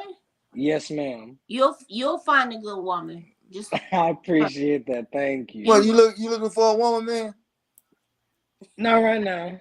I got my own little situation going on. My uncle. Oh yeah, well, I can't even remember when I was 27, man. But it's shit. If you 27, man, you got your whole life ahead of you, man. I appreciate that. You know what? I'm gonna tell you something. One of my friends told me, and he said an old cat told him. He said when you get that old, man. He said when you get young like that. He said, man, you got more years in front of you than you have behind you, bro. Ain't that the truth? And I thought that was one of the most powerful things you could say. And I'm like, wow, you visualize that. You be like, wow, that is true. You know what I mean? So True. So you like I said, so you keep striving, brother. You know what I'm saying? Yes, And you know, and stay focused. And I'm gonna tell you one thing, man. Keep God positive. Keep the Yeah, positive in front of you, man. Lord, Because, you ask the Lord, He'll bring you a woman, yeah, man. a good. But you know what? I'm gonna tell you something. One thing an old pastor told me one time too. You ask for it, you'll get it. But the point of it is, are you ready for it? That's true. That's true. You see what I'm saying? So truth. don't forget when you ask for it and you get it, what you gonna do with it? You know what I'm saying? Just don't ask for no ugly woman, though. Huh? I said, just don't ask for no ugly woman, though. I heard man. every. Hey, man, look here, I man. heard every part of that, and brother is absolutely right. I'm sorry, I might be a little shallow in that regard. Yeah, don't do it, brother. Please don't. Hey, but you know what, though, man? Let me tell you something. Love comes in all sizes, shapes, and forms, brother. Yeah, I know. You know what I'm saying? But like I said, you know, the thing of it is but there again, don't miss a blessing because of something that you used to and you don't get. Right. It's like You know what I'm this. saying? Don't miss that blessing. Because like I said, that very woman that you think that's beautiful and had this certain type of body, that body and that face might not be there like that the next 10 years. Right. You know what I'm saying? Or that woman ain't gonna be that woman that you think that was, as far as, you know, you thinking you remember how we start talking about the more of a physical attraction instead of the person. I love a person from inside out, not an outside in. Right. You see what I'm saying? And like I said, yeah, we have our preferences. Don't get me wrong, but it definitely don't show love. Ooh, well, being a young man, if you can't roll over at 3 o'clock in the morning and look at her in the face. Oh Lord, Michael! look, Pat. No, I'm just playing. Man. Look, Frankie, get him off of here. He gonna taunt that young man mind. Yeah, I want to make sure if you can't look at her, she's beautiful every time morning, man. I'm just talking about as far as she gotta go. Like you say, it's beauty skin deep. You know what I mean? Right. If you love her, she can have a bucket on her head. You know, that's all it counts. Right. A pretty woman can be a bad woman. Oh, tell me about it. Okay, a pretty woman can be an ugly woman. Right. Oh, I've been through it all, y'all. I'm ugly inside. Absolutely. I'm trying. I know this ain't the topic for this evening, but trust me, I got stories for days if I really want to go there. Yeah, man. But like I said though, man, the one thing about it, man, like I said, I was married prior, and it was that you talking about challenge. Oh man, that was a challenge beyond challenge, bro. I mean, tell me about it. I was married once before too. Oh my God, bro. And so, oh my God. But seeking, seeking real love, true love, because just like God loves us unconditionally, man, we have to love. Yes. That's one thing. I don't think the unconditional love is in people no more because they're married for all the wrong reasons. That's what's hard to find, man. Unconditional love, man. Unconditional love, and what Pam is giving is unconditional. I mean, for what Frank is giving is unconditional love. Yeah, that's why I'm not gonna never let nothing happen to her. Yeah, absolutely, and I feel the same way about mine, brother. Yeah, well, that's what I'm talking about. You understand? So I know me and you can. I know me and you can relate. We can talk. If you feel. Oh, absolutely, man. Yeah, man. Like I said, man. You're all right with me, brother. Hey, bro, look here. Let me tell you something. My wife, what she does, man, like my mom, she takes care of my mother. Oh, yeah. She takes great care of my mother. My mother loves her to death, bro. Well, when I tell you, she changed her schedule for my mom. That's good, man. And that tells a lot about who she is as a woman. Yes, it does. And like I said, I mean, when I say I love her unconditionally, man, because it's just the point of we have been through some challenging times and things that usually would break couples up. Right. You know what I'm saying? And that hasn't happened. You know what I'm saying? And every day that we live and we be around each other, the stronger our relationship and our marriage get. There you go, man. See, that's what I'm talking about. You know what I'm saying? So that's what bring me to why I love my wife so much. You know what I'm saying? Yeah, You said stop discriminating. What am I doing, Casey? What she say? She said stop discriminating. What I'm doing, Casey? I ain't doing nothing. I ain't doing nothing. I'm just talking about my lovely, beautiful wife.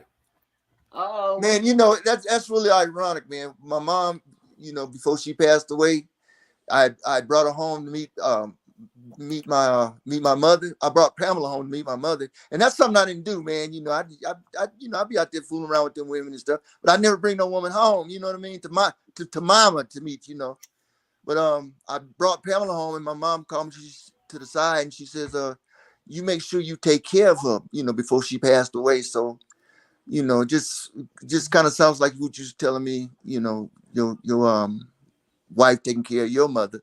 Your mother sees something special in her. You understand what I'm saying? Yeah. So, yeah. I can relate to that, man. Yeah, man. I miss my mother too, boy. Oh, I can imagine. You know what? I can imagine, but I don't want to imagine. But I know one day. But right now, it ain't the time. You know what I mean? yeah. Oh no, man. You better enjoy it while you have her, man. Because I'm gonna tell you something. It's a terrible feeling when you lose I can your mother. imagine, brother. I can imagine. Well, man, look, man. I done held everybody up long enough, man. Like I said, I'm enjoying the conversation, but I just want to. Hold up. Now, before I cut off, Casey, I agree with you on the fake hair, they don't have all natural women no more. No, they don't have them. You know what I mean? No. And that's hard to find, you know what I mean? Because everybody everybody trying to be something they're not, though. Right. They got to hide behind the mask, the makeup, the eyelashes, the BBLs, and all these other stuff.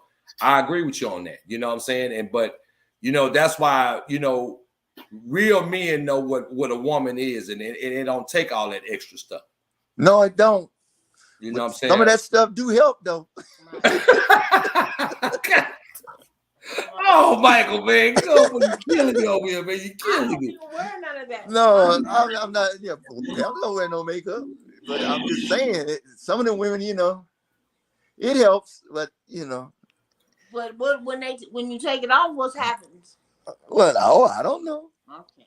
Hey, if anybody ever seen that movie, I'm Gonna Get You Sucker, remember that lady? She took off all her hair and her legs and said, "Don't make me have to hop after you." You know what I'm saying? That's what that's where it is. Even her arms and legs and stuff. Yeah, everything started coming out, man. I'm talking about legs, arms, hair, eyelashes, lips. Man, I'm gonna look on my TV and see if I can find it. I can show it to Pamela. And that's a good one. I remember that movie. That's funny.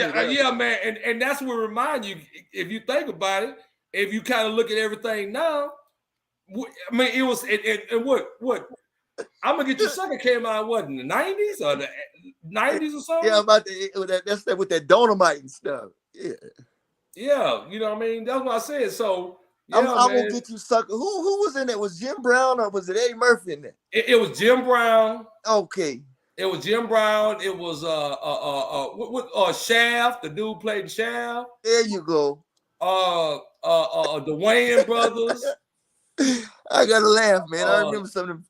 Man. But yeah, I'm Gonna Get You Sucker, man. That was my movie too, bro. Yeah, he go off the war and his mama left his room the same way. Yeah, right. It flies and stuff flying around in his room. Yeah, man. But that's what I said. Look, made me want to go look at the movie myself, man. Yeah, well, when I get off the phone, I'm gonna go look that up. I like movies, man. That's a good one. I'm gonna see if I can't find that one. Yeah, man. I'm pretty sure you can, man. Boy, that was a funny movie, boy. Yeah. Yeah, man. But I appreciate you, brother Michael. Once again, I appreciate you, Frankie and Johnny. I appreciate you definitely sharing your story. I appreciate my big brother Strick on here. Yes, sir. You know what I'm saying? Yeah. Say what now, bro? I just said I'm here listening. Oh, I know you listening, bro. Yeah, man. But we definitely want to appreciate you, man. And I'm glad you came on, brother. I really do, man. Like I said, man, if you wanted a place to just do something different, man, hey, man, hit the channel up, man. But like I said, if you get a chance, go through some of the videos and stuff and listen to what we were talking about, man. And you see what we talk, so you can kind of get an idea what we talk about on here, man. Yeah, absolutely, man. Hey, man. Also, like I said, Follow Casey, man. Casey, she's on there. Frankie, subscribe to her channel. Go to her channel too, man, and subscribe to her channel, man. She definitely has something, man. And if you can, y'all, please hit the like button, hit the share button, hit the subscribe button, so we can keep this thing going. We can grow this thing bigger, so we can have a positive platform for everybody to go to and express themselves in a positive way. Oh, okay. I think family knows what a like button and all that stuff is. I'm a mom. Oh, okay. Like I told you, man, I'll be downstairs watching TV, man. I'm not in there to see all that, so that's why. Well, I appreciate you guys' time, man, for listening to it, brother. Hey, man, brother. Anytime, man. Anytime, brother. Like I said, we appreciate you. We definitely, man. And there was a couple more brothers wanted to hear your story, but they, like I said, they got caught up in there. And hopefully you can get back on, man, if you wouldn't mind sharing it again with us, man, because it's something that don't stop the live. Well, Casey, you want to come up here? Hey, we ain't got to stop it. Hey, it's Friday. Hey, come on. If you got something to say. Who's that? I got to stop, though. Hey, I've got a question for you. Have you been to the Florida Keys? No, we haven't. We haven't been to the Florida Keys. Well, let me ask you, what part of Florida you in? Oh, we're by Clearwater. Clearwater? Well, how far is the Florida Keys from Clearwater? About 6 hours. Oh, that's a long ways away then. Yeah, it's a nice little ride. Oh. It's a nice little ride. But you know what though? Because my mother-in-law came out here, and I think we supposed to, and I had to go to Houston because when they came here, I was supposed to. Well, we coming up that way, man. And I want to see what's going on because it's cold here, man. I'm tired of this cold weather, man. Bro, when you get older, believe me, myself, my wife, my big brother right here, he left New York. He's from New York, so you know he didn't want to deal with that cold no more. Nobody want to deal with that cold. You get older, you ain't want to do that. No, I don't even visit in the cold, my friend. my wife say I tell my sister, my sister lives in Virginia right now. It's like, okay, what time of year is good for me to come? Because I don't do cold. I don't like that either. I don't do cold. I don't do snow. I mean, if it snows one more time in Houston, I'm liable to move. I don't like. Well, maybe next time we chat, man. I like to chat. Maybe we can chat on, how maybe a few of us can get together, man, and some like entrepreneurship, where we can make some money, man. Right, I understand, man. Hey, man, look, we had that conversation too, man, about how having a plan B, because my big brother right here, man, he's owned numerous of businesses, man. So he knows what it is to start something, man. Like I said, he's had an ambulance business, he's had all kinds of businesses, man. Yeah, something that will benefit us all, man. Yeah, that's what I'm looking for. Yeah, man. Yeah, Casey.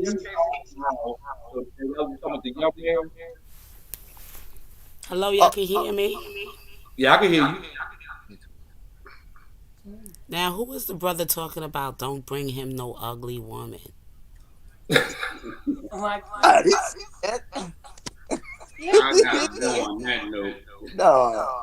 I want to talk about it. No, I was just playing. No, because you men are out here saying you were looking for a companion, a wife, or whatever, but you discriminated. I was silent, Casey. I didn't say nothing about that. No, you were silent, but I want the one who was out here saying he don't want an ugly woman. That's who I want him to talk. I want him to talk. I want to help you out. I never said that I didn't want an ugly woman. No, you said don't bring me no ugly woman. No, I never said that. Yeah, you did.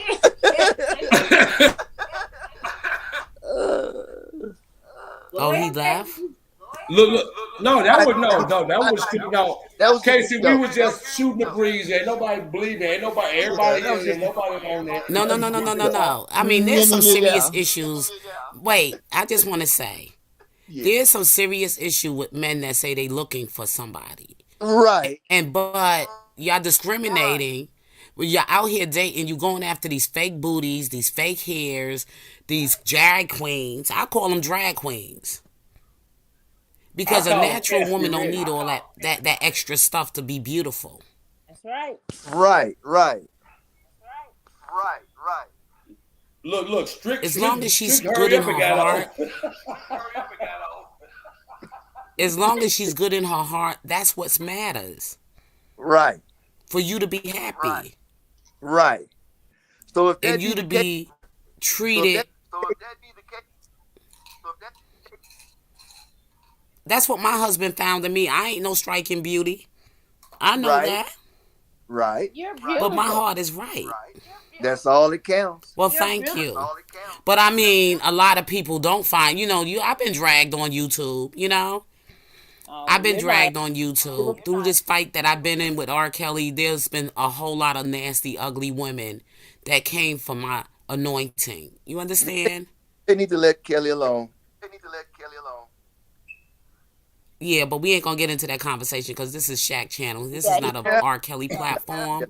But I come more with we talking about relationships, basically here. We just talking about social, everything that deals with relationships, social, injustice or whatever. That's And I yeah. just wanted to just say that to this brother because I was on here the last time you Shaq, and I got off because it was about relationships. I'm not looking for a relationship with anybody. If I'm not in a relationship with my husband, I'm in. Absolutely. And that's what we're missing today. Isn't that the truth? That's what we're missing today. We too focused on pleasing our flesh, making our flesh look good. Making Wait, our I'm heart sorry. health Say it happy again. and at peace and with joy. We too busy out here pleasing our flesh. Oh, okay. Don't get me wrong. I get hair protective hairdos. I get my hairdos done. I get my nails done every now and then. It depends. It depends on. Right now, I work with children, young children with special needs. So one of the things I had to change, not to wear those things, like long fingernails, for instance. Because sometimes I gotta grab a child and I don't want to scratch them. Sometimes I gotta serve them food. That's nasty. All that long fingernail stuff, all that vanity. Right. Well, some I of the had to kids need take away a lot because I came from a corporate world. some of the kids need it. I had to change my whole, uniform of work. I Really? had to start dressing in a way which I'm not really. Yeah, I had to because I work with children. I'm on the floor. You know what I'm saying? I'm in the playground. All of that. I can't be doing that in heels and a suit. And that's the world I came from. I had to make that transition. Oh, I was a suit girl. Evan Pacone, Ann Taylor, because I worked in the business world. And I had to dress the part. And that's when these young girls, they get mad at me at work because I'll be like, come on, you come and working with kids, you in the cafeteria, you got them braids all the way down your ass. Oh boy. That's unacceptable. If this is the work you choose to do, then you're going to have to make some changes. You can't be serving food and working in a cafeteria with those long braids like God is, what they call them braids, mermaid braids or whatever. It's nasty. You around people food. Hair is dirty. It's nasty. It flies. Oh, you mean those dreadlocks? You got them long, nasty fingernails. Yeah, they got the things all the way down their ass. Yeah, that's nasty. They sit up here and they want to work around people. I don't give a damn if they parents are crackheads, but if they consistent bringing their children here to us, we give them the best service. Because they probably praying for their children that they don't turn out to be like them, to be better than them. All right. And we have to model the life. We got to give them something other than what they getting at home. We have to be able to help these children to make it through the system. And what the hell is wrong with you ghetto hood rats? You want to be a hood rat, then stay outside that door until you get it right. If you choose this to be your career, then you coming in here, you got to dress the part. You got to model the life. Yeah, and a lot of children just have. See, the thing is, they home life, when they with us 7, 8, whatever hours a day. Yeah. They more with us than they are with their own parents. From 8:30 in the morning until 4 o'clock in the afternoon. That's a long time. What does that tell you? That's a long day. And some of them are there from 4 o'clock, they go into the after school program till 6 o'clock. So what does that tell you? That's a long time. That's a long day with these babies. We more their parents than their parents. We are raising their kids. Right. I don't think it was that bad. I don't think I See, with us, it was different when we were coming up because we had supervision. Yes. And if we didn't have supervision, we had trained babysitters like our older brothers, sisters, neighbors, or whatever. Right. That was allowed to beat your behind. Make sure you was checking in at home. Our village. We had a village. Exactly. Right. Well, you better not hit nobody's. Well, anyway, I just wanted to tell this young man, I don't know if you're young, old, middle age, whatever, okay? All I wanted to just say to you is that don't discriminate. Oh, don't look at all that outer beauty, because that's the problem how a lot of men got caught up. They ran around looking at beauty and all this vanity and everything else like that, and they turn around being with some drag queen. Men don't tell. I don't know who wrote that book. It was a long time ago. Men don't tell. But you would tell when you see them disrespectful to women, acting a certain way towards women. They can't get in a healthy relationship. They wandering from here to there, to that one, to this one, to that one. It shouldn't take that long for a man to figure it out if he wants to be a married man and he wants to settle down and he want to have a family. Right. Looks can be very deceiving. The Lord tells you that. Read your word. Yeah. Proverbs. About the adulterous woman. He tells you about being careful about men that change themselves to being women. I think you can find that in Romans somewhere. And in Matthew. This stuff we seeing today ain't something new. Okay? No, it's not. But God destroyed it. And then it came back again. Because the least of... Let's go to our word. You could go to 1 Corinthians chapter 5, verses 14. About the things we allowed in the church. And it got out into the world. And he's going to destroy it again. It's already destroyed. But now we got to bring it back. It's destroyed. There's some women out here that don't even want to be touched by men, but they go get artificial semination or whatever. Praise through injections and all of that stuff. What's being born in this world today?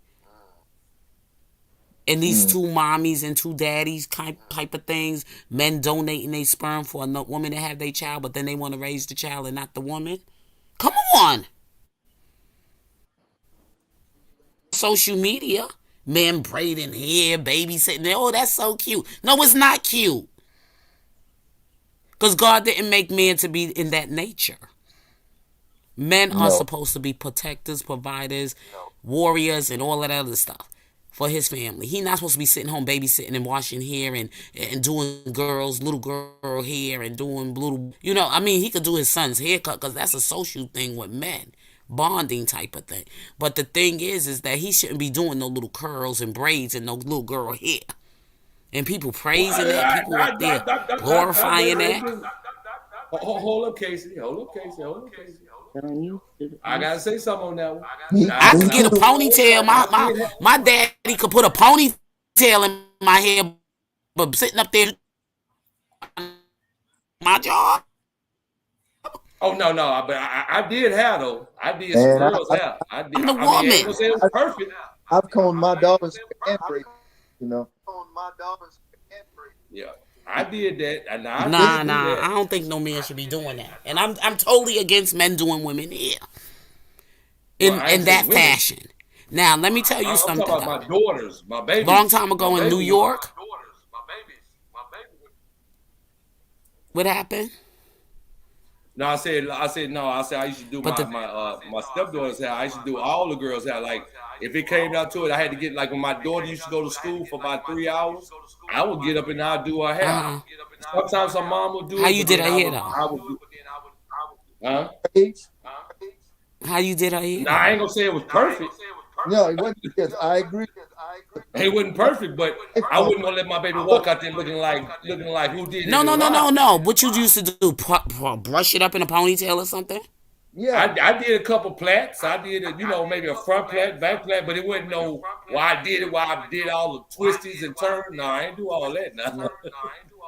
No. There's some men that actually trying to braid hair better than women. Oh no, I couldn't braid. No, I can't braid. No. I agree. But I'm gonna tell you something though.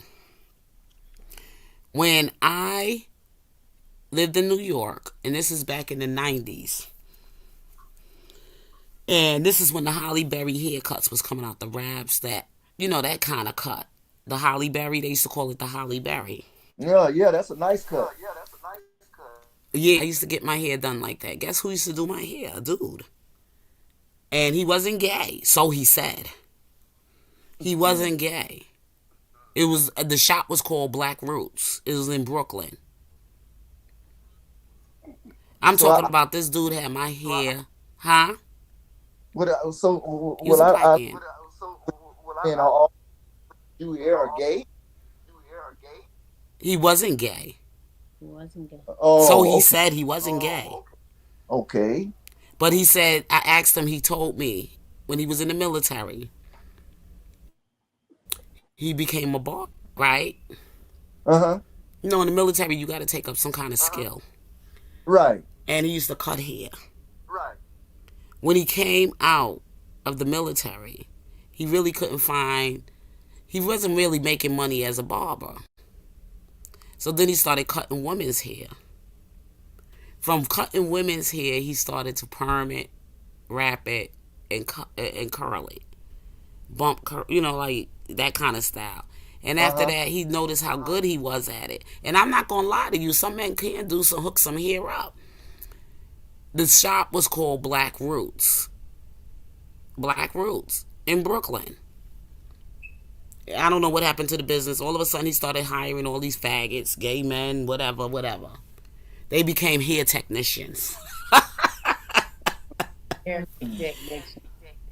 And not all of them were good in doing hair. Everybody was just coming because they knew his reputation of doing hair.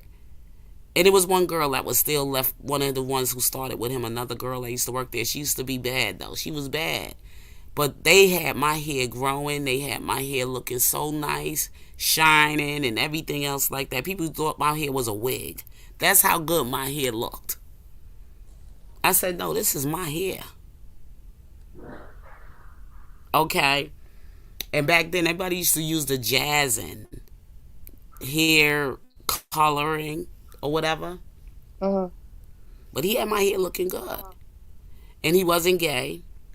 And he used to have that hair, looking real tight on me or whatever like that. So I'm not saying that every man is gay.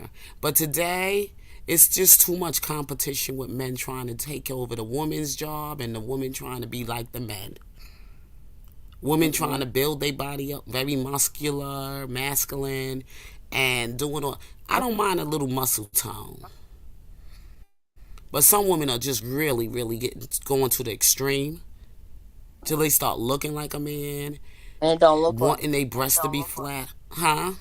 And it don't look right on their Certain body. sports I would not even play. I like watching sports. But I've always been like, when I was younger, I would say I was more athletically built, It was just my natural physique. I was born with that, more, athletically built. But believe it or not, I stayed in heels. I just started wearing a lot of sneakers since I started working. Thing about it also is like the the way- fact that Athletically, doing all that extra. yeah. Did you hear what I These said? women have tried to take over so much and being a man. I'm What sorry. Say that happened? again. A little muscle tone. She's fading in and out. She's gone. Casey, I'm you here. can't hear. I'm just saying that He out had of a headache. control. We gotta tone it down. We can't tell her we can't hear. Chat, we can't hear. It's echoing. Somebody take? Can't hear. It's echoing.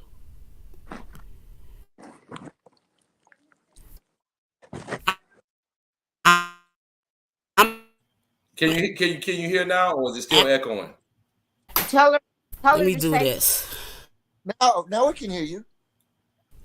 Okay, I'm gonna mute myself.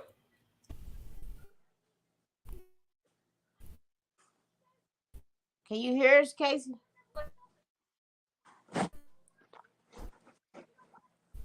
can't hear. I can't hear no one now. Can you hear me? Can you hear me, Pam? Yeah, we hear you perfect. But we can't. Oh, Hear. okay. Yeah, I think I don't know if it was something over there on Casey's side or not. Casey, I'm are you? talking. I don't know. It's breaking up. It's breaking up, Casey. Maybe Me? Can you hear me, Pam? Okay. I think. I don't know if it Casey. Hello? Can anybody? Casey, can you hear us? Okay. It's like I'm hearing every other word you're saying. Do y'all hear? No, you breaking up real bad. Hello? Yeah, YouTube probably messing it up because she's talking about something. Can you, Casey? What if she goes out and come I back hear in? y'all, Like but I'm hearing every other word you're saying. Can you hear it, Casey? Say something.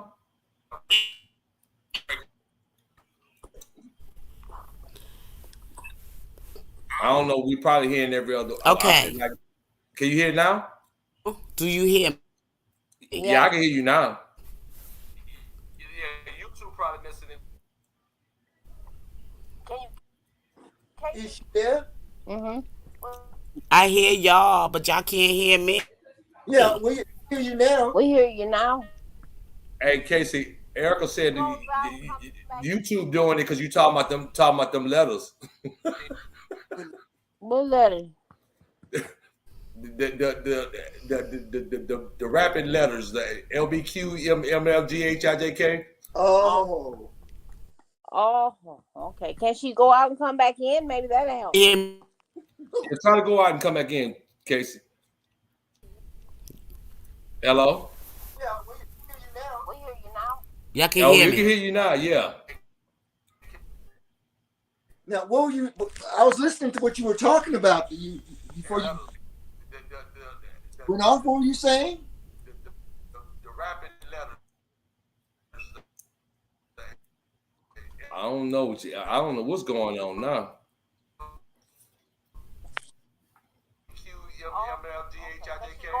Casey? Erica said for her to go out and come back in.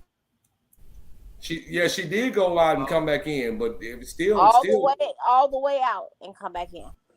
Yeah, go all the way out and come back in, though, Casey.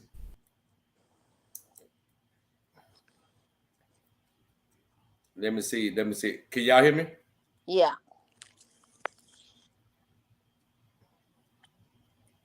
Yeah, but Michael, but I'm gonna say this till she come back in. But man, yeah, man, she got a positive channel too, man. She's good. Oh yes. Sounds like it. Yeah, man. But yeah, man, we just like I said, we try to share positive things around here, man. Like I said, you know, and I tell you, your wife be holding it down, man, holding down the chat for me, man, and you know everything else. She's always she the first one up in this joker, boy. Before I even get on here, she in here, boy. I said, all right, Frankie. I do all the whoever I'm mod for, I do that. Yeah, that's awesome. That's all. And like I said, you appreciate it. You definitely appreciate it. We definitely appreciate you. So don't never think you ain't appreciated over here. You definitely appreciate it. Well, thank you. Like I said, but you know, but like I said, I admire you guys and Michael after actually talking to you, brother. Like, because this is the first time we've had even a conversation. Right. And speaking to you, brother, I really admire you, brother. You know what I'm saying? I appreciate you, man. Really. Well, too, man, for taking time out to listen. Brother. I'm sorry? I said I appreciate you too, man, for taking time out with your channel to listen to me, man. Yeah, man. And then you know, also, man, you know, you lending your wife to us too, man, for her to come in and mod for us too, you know.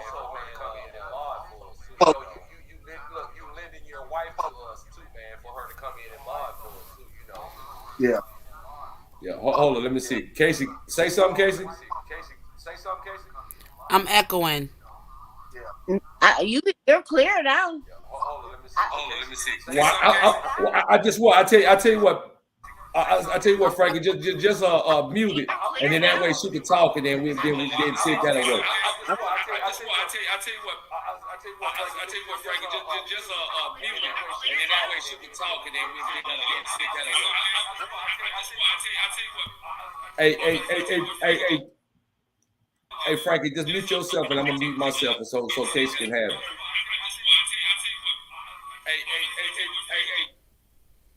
Hey, Frankie, just mute yourself, and I'm gonna mute myself, and so Casey can have it.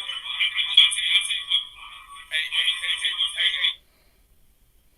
Frankie, just mute yourself, and I'm gonna mute myself, and so Casey can have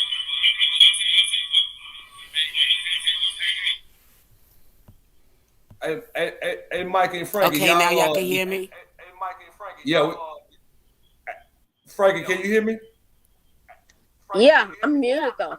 Oh, you muted? Okay, well, okay. I muted myself too. I don't know why it's still echoing. It's still an echo? No, not now. Now y'all can hear me better? Yes.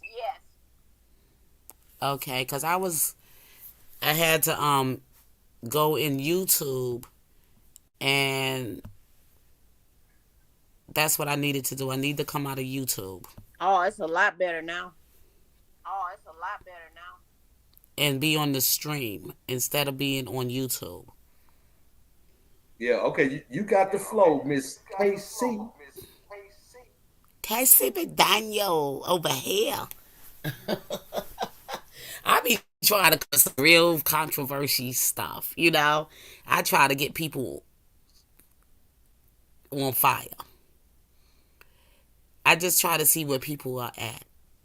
And when I'm having these kind of conversations, it's like, okay, let's see how people are going to feel. Like when I said the part about the braiding hair, men doing this, that, and the other, I wasn't really trying to say that just because men braid hair. Sometimes you got to do what you got to do when you got to take care of your little girl. If you got a little girl, you might have, your wife might, you know, be sick, whatever, and you might have to help out.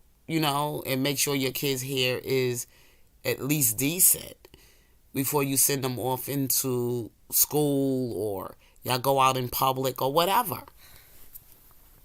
I'm not saying there's anything wrong with a man doing hair, but the only problem I'm having is that I'm seeing too many men that's very feminine.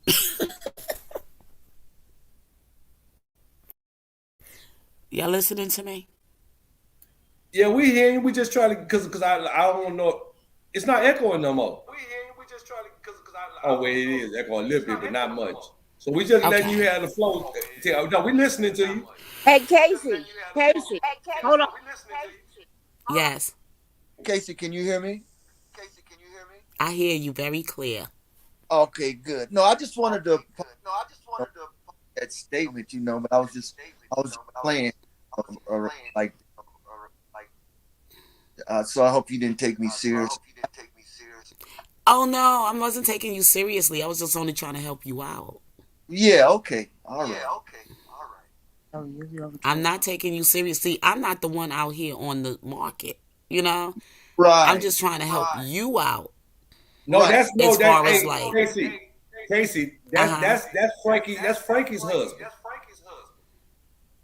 Frankie. You at Frankie? I'm right here. You hiding, Frankie? Oh yeah, I hides out. Your husband on the scene, and I'm attacking your husband, girl. Mine's gone came in, took a shower, and went.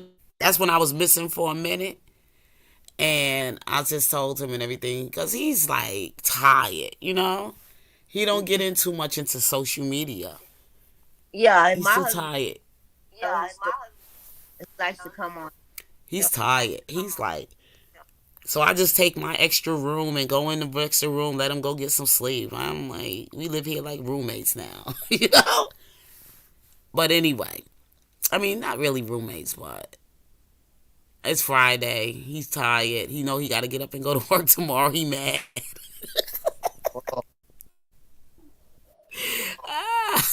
Because I don't have to work tomorrow. The money too, but sometimes he got so happy being home on weekends, because he got to work every other weekend. Oh. And last weekend, because of the Super Bowl, that was his weekend to work, but he didn't take that weekend, and he took that weekend off just so he could be with the Super Bowl thing. So he had to double it up. He had to work 2, weekends in a row. Oh, okay. This weekend was actually supposed to have been his weekend off.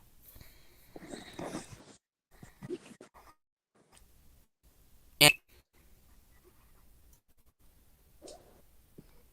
I want to tell you, I haven't been in church since New Year's Eve. New Year's. I'm sorry. And before New Year's, I haven't been to church. I'm sorry. Say that again. Okay.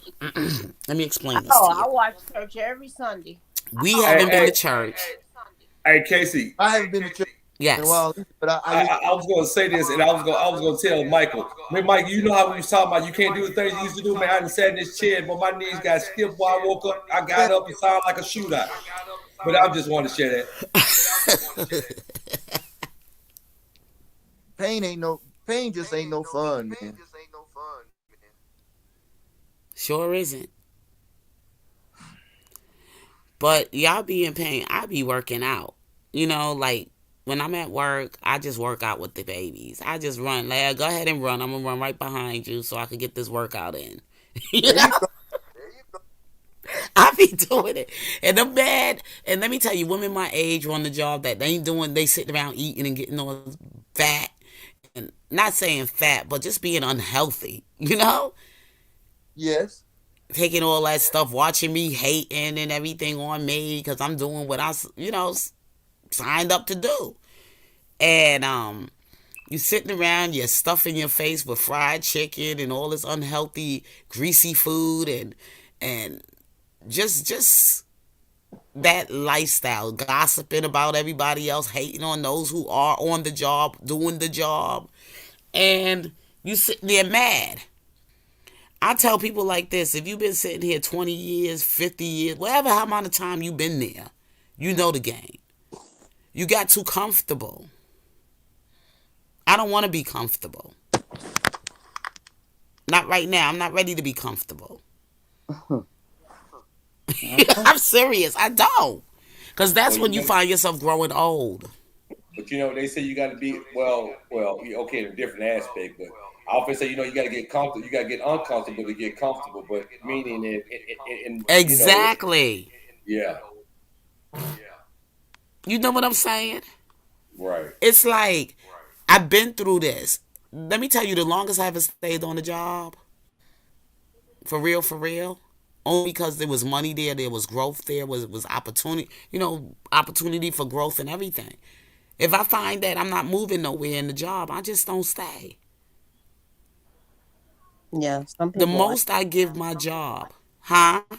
I said, yeah, some people are. They if you're not gonna go nowhere, don't stay in there.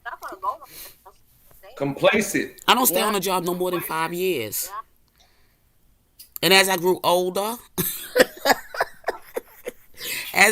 when I was younger, right? Put it this, I stayed on the job for 5 years. That was my goal. If I didn't see myself coming from entry level to being a supervisor or whatever in 5 years, I'm out. all right. Casey, can I say this? Huh? I'm gonna tell you. And that was so funny. It was so funny that when you mentioned that about 5 years, but I remember years ago that when it came to stuff, they would always say that you need to have stability. Uh-huh. Um, and me personally, I was at my job when I was in Texas for 23 years, Yeah.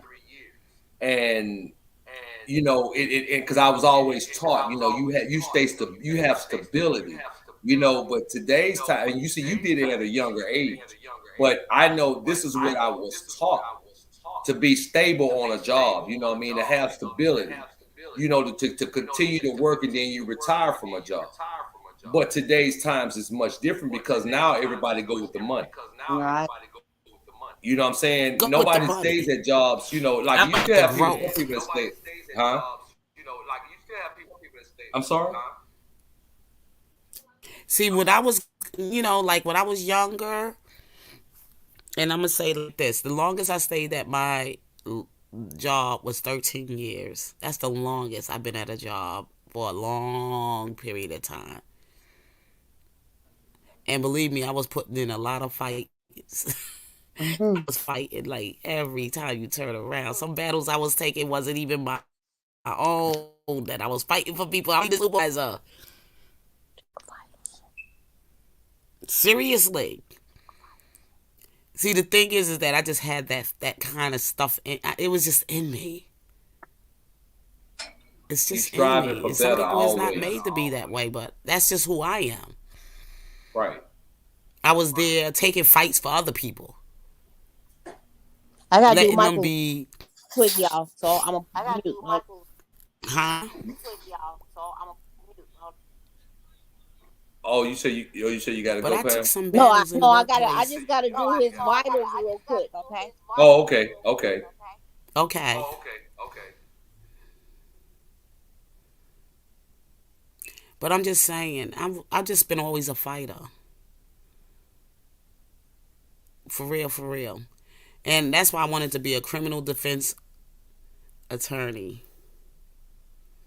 I love that stuff.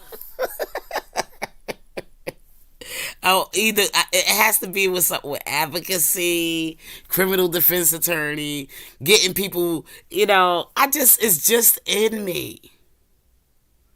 That's why when this R. Kelly thing came up, I said, oh, I'm getting in this. You know? I wasn't in it for no money. I wasn't in it for, a lot of other people came with it for that drive in them, that motivation in them, to be financially motivated or whatever. I didn't come into it for that. I just always felt it was in me to go for the underdog. Huh? No, I'm sorry. I Remember? was sitting there talking to the dog. Yeah, I'm saying the underdog. I always believed in fighting for people who aren't being heard, those who are being bullied, those who are being over. I just, that was always in me, those who've been wronged. That's why I wanted to be a criminal defense attorney, never a fucking prosecutor. Excuse my language, but never a prosecutor. Never. It's not in me to prosecute people. You know what a prosecutor is? Hello? A flunky. Somebody to just do wrong to somebody and don't even have to hear their side of the story. Just convince people that person is guilty. And my job is to convince them that they're not guilty.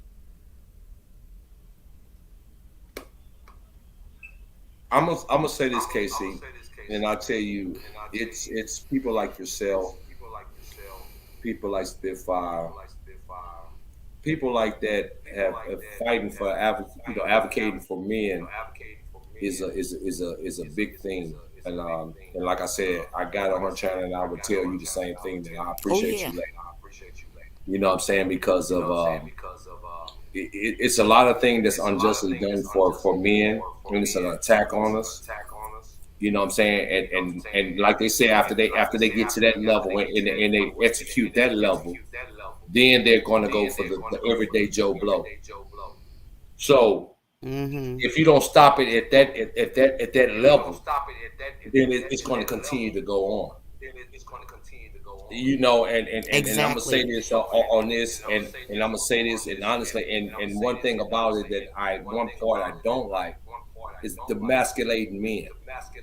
You know what I mean? Because I saw a few things that were done, far as the clothing, and one thing I saw one day, it really blew my mind.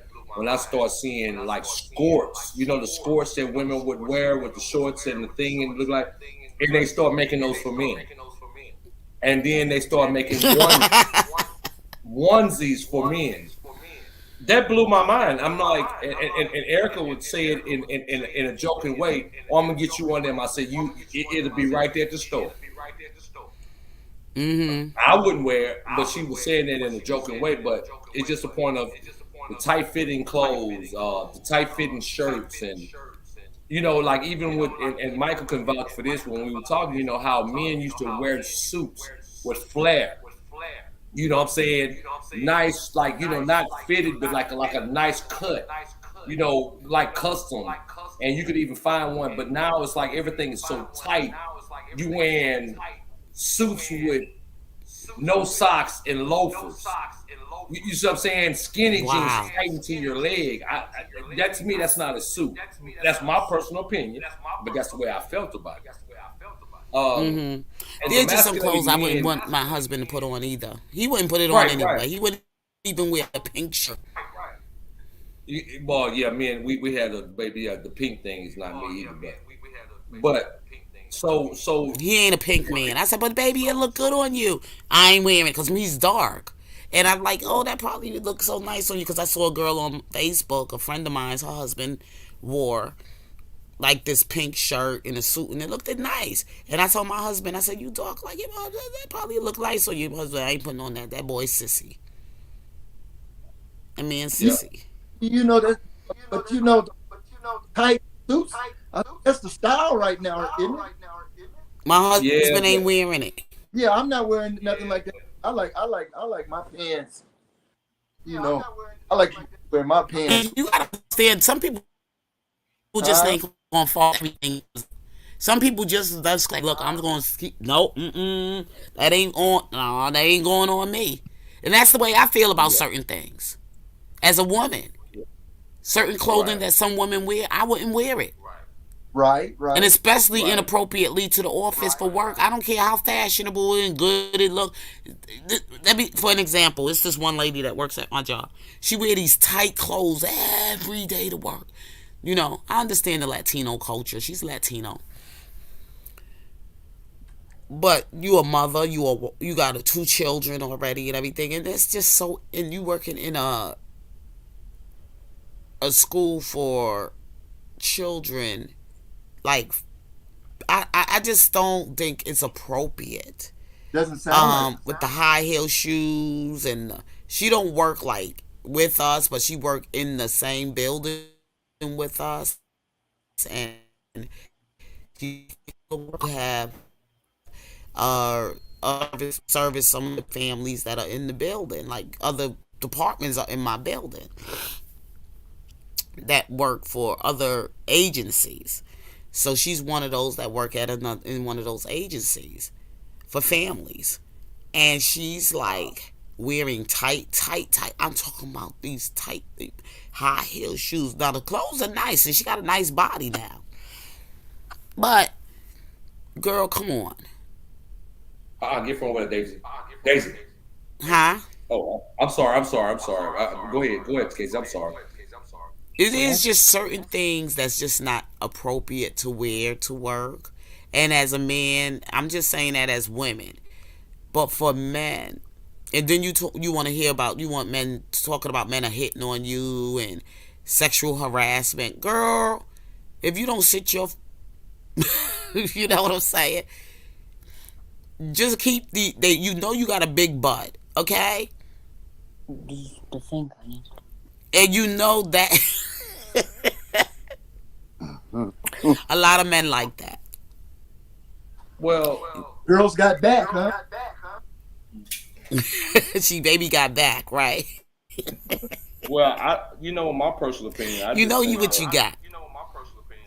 like I said, my personal opinion, I just think that sometimes when like job attire, job attire is not what it used to be either, because of course they start making clothes smaller and smaller. You know what? And the bad thing about it is, and even That's why you go thinking to a about- thrift stop. Well, you know You what? create If you really think about it, you really. I'm sorry, I didn't mean to cut you off, but I was just saying, me and like even when Erica used to go shopping for my daughter, my baby girl, Finger? and we noticed that clothes are getting more. It wasn't, the clothes were not. They were tight fitting for young ladies. You know what I'm saying? And I'm like, why it have to be tight? You know what I mean? Why can't it be? Like because Well, you can dress a Erica- little girl up. Huh? Erica, you better Sorry? take some sewing skills and start creating your own outfits for your little girl. That's what you gotta get back to. Some things we just gotta get back to do it.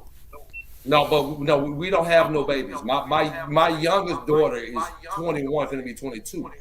No, we don't have no babies. No. Still a baby to me. Well, that's a baby, but I mean, I'm just speaking on when they. I'm like, girl, I done made this little skirt for you. Let me see how it look on you. Oh God. I would model my.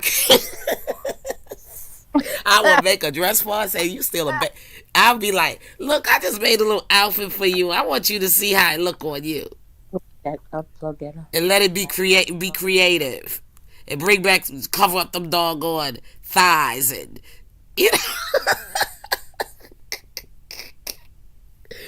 I would make it look so cute. Take on a fashion. I'll be a freaking new fashion What they call again? They used to have the name for it. What is not a fashion consultant? Like give a makeover.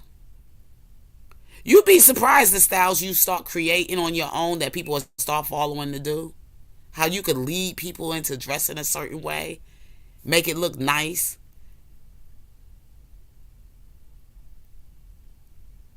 Seriously, if they not going, I'll make her start dressing like she's some, hey, I'm finding myself again, the Lisa Bonet little long skirt, and get some cloth in them African print stores, or find some material and create a dress that's kind of like, cute, young and cute and fashionable. I'm glad I know how to sew. I do.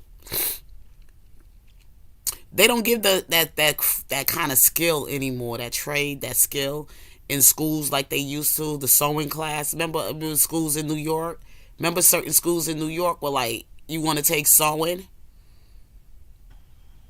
Do they? You Do know, they? I wonder, Shaq, do they have those in school anymore, like home ec and they don't. They don't. They really? don't. They really don't. That's something Yeah, you like probably got to home ec. take at a college or whatever now, or trade school or whatever you want to go to a school for, like just like culinary. Remember we had cooking in school. I remember in middle school we were learning how to cook. Oh, I used to love home ec. I I used to remember love us. that boy. Oh boy. Yes, remember shop. Yeah, I We was a had a home mechanic shop, economics. wood shop. Yep, Yeah. yep. We learned. I mean, I learned independent living. They taught us life skills in school. Mhm. It's an old movie called Let's no what is it called again? It's not Let's Do It Again. It's with Bill Cosby and Sidney Poitier, and they were criminals, right? And it was this alternative program for teens that were just failing in the system, and they had to go and work for this alternative program or whatever, and they had to teach these young youth that was heading their lives to the world of criminal life, because they were already criminals. You know what I'm saying? But James Earl Jones knew they past, and he knew who they were. So he told them, if you don't want me to turn you in, you're gonna have to go and work and do such and such a time and go. What is the name of that movie again? A Piece of the Action. A Piece of the Action. Go check it out. It's an old movie. So they had to teach these young people. Cheryl Ralph was also in it. She was a young girl in there. And they had to try to save these kids. And boy, oh boy, oh boy, it was Bill Cosby and Sidney Poitier in this movie. Bill Cosby was a funny dude back in his days now. He was funny. And they had to go and save these inner city, kids and teach them life skills, how to survive, how to get a job, how to approach going interviews and everything else like that. That's what we were taught. They teach kids the same thing today, but they do it in a different way now. But these kids just don't get it, because when we had to do it, we had to dress the part. We had to dress in our uniforms. Not uniforms, but we had to dress in suits. These days, they don't even go on the job interview with a suit no more. They come now like they jumped out the hamper. Yeah, they used to call it, like this lady used to tell me, talking about. They used to dress us. Used to look like you jumped straight out the dirty clothes. Exactly. You ever go into a McDonald's today? What do they look like? They don't even have the little playground for the kids like the McDonald's out here don't. I remember those little McDonald's used to have their little McDonald's birthday parties for the little babies in the McDonald's. I got no more. No. Oh wow. I haven't seen one. If they do, I don't know nothing about it. Well, I don't eat out. It ain't child friendly anymore. McDonald's is not child friendly. It's just a fast food chain. Is all about you can even go to the kiosk and serve yourself or whatever. It ain't that kind of service no more. That's bad. Before, when I was growing up and I was working at McDonald's, huh? I said customer service ain't what it used to be. Everything is all about chasing a dollar. It ain't even about serving people with courtesy, with Except love Chick-fil-A. and whatever. Chick-fil-A, boy, What about Chick-fil-A? Chick-fil-A always get good service. You what? I said Chick-fil-A, I've always got good service. I ain't never got bad service at Chick-fil-A. Well, Chick-fil-A is run by some kind of what are they? Chick-fil-A, they don't play that. Chick-fil-A is a Christian owned type of fast food. They don't open on Sundays. No, they do not.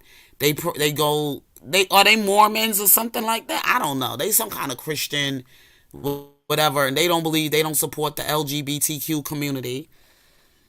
If you LGBTQ, you better keep it undercover, because if you are, you out the door. And they try to talk about discrimination, whatever. We ain't discriminating. We just ain't gonna be putting that stuff up in our business. You know what I'm saying? Right. Oh, they be going hard too, huh? Right. No, I understand. You're right. They just ain't tolerating it. No, we stand for what we stand for. We stand for the Lord, and we gonna serve God's people and serve people in the community and win souls to Christ. We ain't here to play your game. We ain't gonna let your little sins come up in our business and mess us up around here. Look, how you doing? How can I help you? That's where the church went wrong. Okay, they could do their thing. They could be gay. They could be same sex, whatever. But they ain't gonna come up in God's house. We ain't gonna marry you. And of course, they got that part. But the thing is, you ain't gonna be singing on the choir. You ain't gonna be playing the drums. You ain't gonna be directing the choir. You gonna sit down and get delivered. Okay, if you want to come, that's what you come for. You gonna hear God's word and get that devil exorcism, whatever, ran out of you. Out of your spirit. You ain't getting on my choir. You ain't directing my choir. Because the least little bit you let in is going to become, they're going to want more and more. Right. Until they could take over. And just like they doing now. And there's some people going hard with it. There's some schools going hard with it, Board of Education. Look, you ain't sending them books in here to my kids to read in your curriculum. I don't give a damn. No, we walking out of here.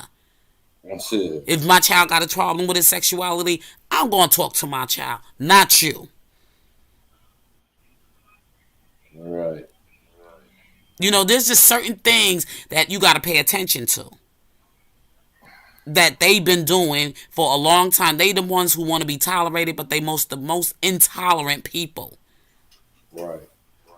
With R. Kelly being put in jail and doing all this time and all this coming after R. Kelly, that's the LGBTQ. The Me Too, all of this president, all this new stuff they got, trying to punk him out in jail. Just to get their way. Right. That's how because he was loving on women. They want women to hate men. They want men to hate women. And they want to turn women and men against each other. And they going to want to just take over. That's what I keep telling people. You letting them get away with a little, they're going to try to get away with much. Obama, I loved Obama when he first started. Oh, we got a black president. Thank you, Lord Jesus. Oh, I was so happy. Oh, God, this, that. But his family support that shit. Yeah. When I saw him saying, I approve same sex, I was like, all right, I'm done with you, Obama. You done fucked us up in America.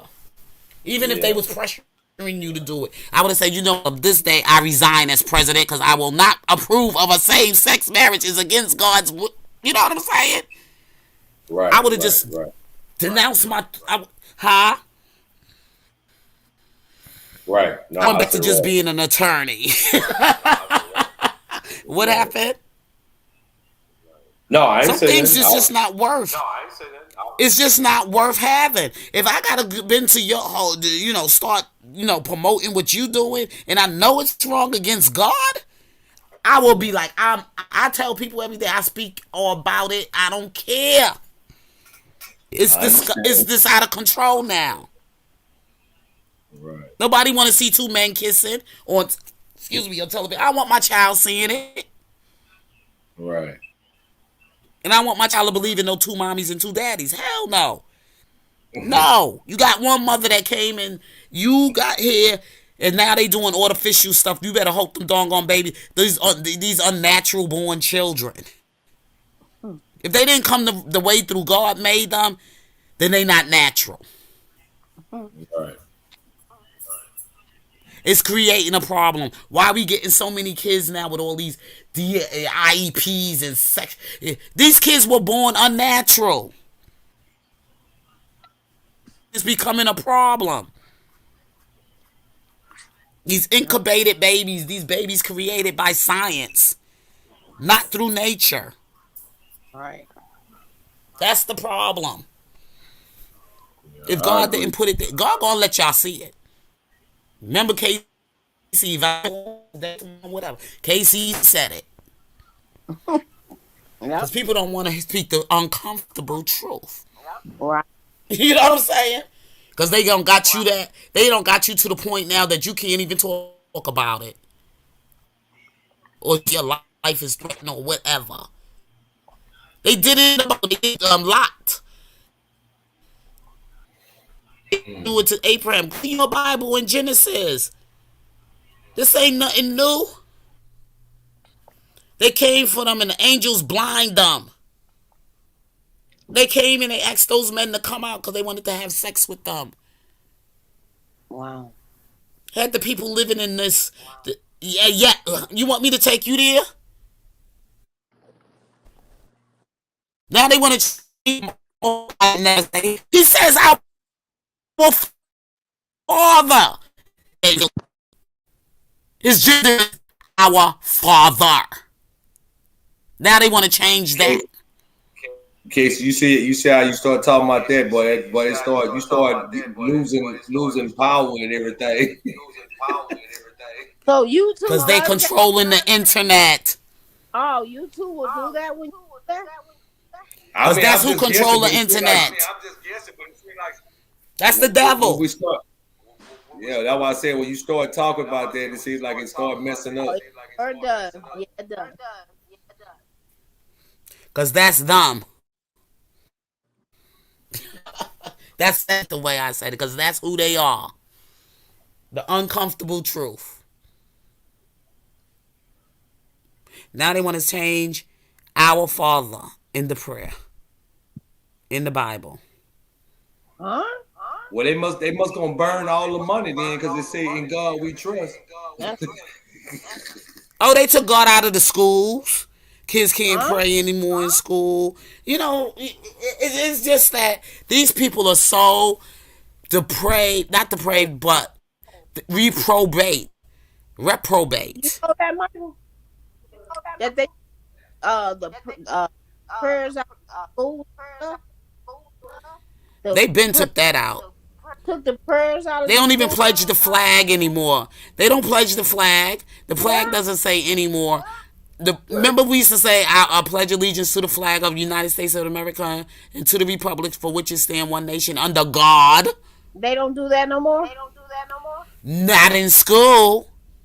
Oh, wow. You got to make up your own school now. You got to make up your own school pledge. I didn't know that. Oh, yeah. Oh, yeah. Oh, yeah.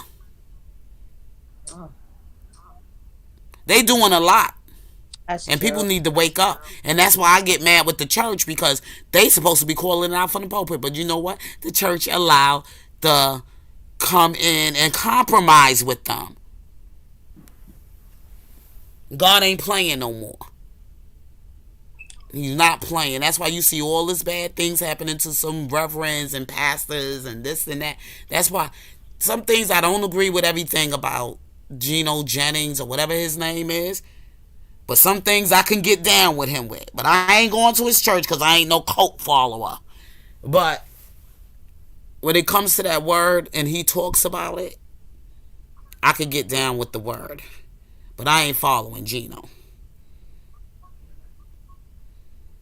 I could listen to him give the word now. But when he started coming after Christmas, and I can understand what he's saying, you know, you just got to be careful. But my life, I had Christmas as a child. My father was very, very funny about what kind of gifts came in his household to his children. Couldn't bring, and no disrespect to anybody that's white here or biracial, but all his children were born with a black mother and a black father. You ain't bringing that in my house. Any little white that out of here. Ain't none of my kids look like that. Okay? You gotta be careful. And not that my father, he was not, he had his, my father was very on the high yellow side. You know what I'm saying? He was a light-skinned man. But the thing is my mother was very, very dark. And I think the problem he had was with me, because I was one of his darkest. That came my mother and my mother's side. So that was a problem for him. Oh wow. Because he didn't want me to grow up with that inferiority complex. Huh? Well, He didn't it's want me to hard. feel that I wasn't beautiful. Huh? It's hard being by. I know it's hard probably being biracial because you really don't know what side you belong on. But the Right. thing is that me being a dark-skinned daughter and with the broad features like I have of my mother, it ain't easy being dark either. Because if you really look at society in the black culture, the darker you are, the more you are seem to be like overlooked in some kind of way, teased more. You know, it's just as I think we got an equal amount. You know, Yeah, but yeah, because you like they get it too. they get it. I back. know y'all get it. Yeah, Oh we yeah, I do. know y'all get it too. I had to make this a black, like celebrating Black History. We have some children, not children, but we have some staff, educators there that are white women married to black husbands. And what happened is that one woman was feeling kind of some kind of way. I said, why should you feel any kind of way? You remember the abolitions? Go ahead. There was a lot of white people that helped us through the slavery. You know? You part of that history too. You shouldn't have to feel like you shouldn't be a part of this celebration with us. Because you had some white people that didn't agree with slavery, All right. that fought and died as well. And that's what you need to know. Don't think that every white person agreed with slavery. And every white person was a part of some slaves being, mistreated as if they weren't human beings. Not every white person was like that. That's why we gotta learn about Black history to find the truth. To bring some balance to the, injustice that you see being done. To, put it this way. To find the truth of who they were also. I agree. As freedom fighters. I agree, but what are you going to do with Santos? Santos? I know about that stupid old ignorant Florida white man, or he ain't even fucking white. He's fuck Cuban, okay? You motherfucker, excuse my language. You dumb, ignorant, scoopy dooby, whatever. You are freaking Santos is not a white man's name. Santos is a Cuban name. Well, he's running. He's going to run for president. I lived in Florida. Huh? He's going to run for president, right? Well, he ain't gonna win. But anyway, after pulling that number, because there's so many more white people becoming woke. Okay? They ain't with the bullshit no more. This is America. Yeah. Huh? That's why they got Trump. And he thought he had Florida all wrapped around his fingers. He thought he had... No, they got rid of him because we tired of this racial stuff. We all American. It ain't about a black thing. It ain't about a white thing. It's an American thing. You taking your medicine, right? And it's about a class. Huh? I was talking to Michael. I'm sorry. We are Americans. Okay? Black Americans. We have our heritage. Because, see, America don't belong to nobody. Because America was built of course, on the backs of the slaves first.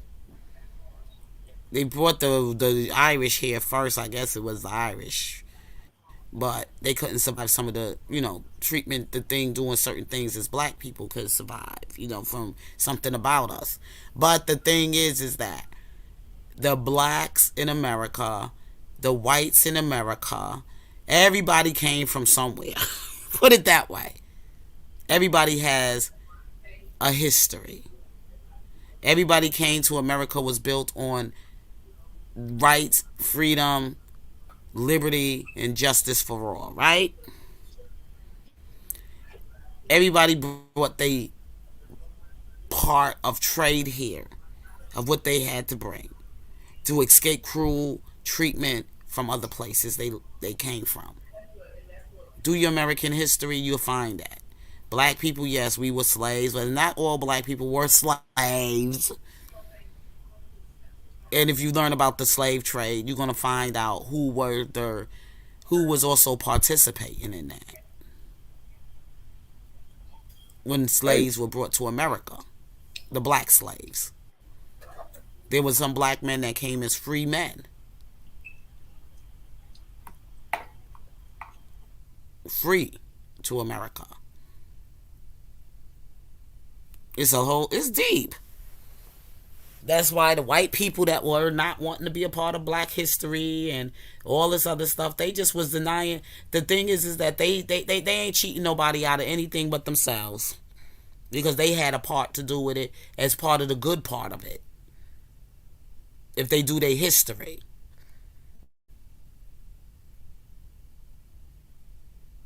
Because not every white person was for the BS. And then there's some, and let me tell you something. I just went through this with some people on the job. To be honest with you, ever since every place I worked, I think I had better relationships with people other than black people. Black people always gave me a difficult time on the job, but the white people always embraced me, made me feel, Yeah, it's just a different. Yeah. I mean, I'm talking from experience now, even from a little girl. I mean, I'm like, really, you people are something else. Y'all always talk about this blackness and black that and da da da da da da. And then when it comes down to fighting for, doing your job and doing things and keeping things off the radar, y'all gotta act a fool and be ready to throw each other under the bus for the bullshit. Excuse my language. I'm a cusser, man. God help me. Pray for me. But anyway, I know Shaq, you're tired. Erica, you're tired. And whoever else is here with me tonight, you're tired. But we're going to talk about what? KC, I know you talking some good stuff, but what I'm telling you, I'm sleepy, boy. I know you are. I am sleepy. I had to give Michael his vitals and his medication. I wasn't trying to hold you up. I mean, you was talking, okay, but I'm like I said, I ain't gonna be rude, but boy, I was like, whoo, boy, I've been up. But you was ready to shut down. You was ready to shut down, but I wanted to have that conversation. That's all. I just wanted to talk. No, you're fine. You're fine, but I appreciate you, but I'm gonna take it out. Look, we could pick this up. We could go extra live. I don't care because I don't have no problem with that, but. Nah, I'm going to bed too. I'm going to bed too. Yeah. No, I'm talking about another day. I ain't talking about today. Yeah, but it was Friday night. I wanted to hang out with you guys. I missed your live the other night. Remember, I was out and sleeping, whatever. I don't know what happened that night.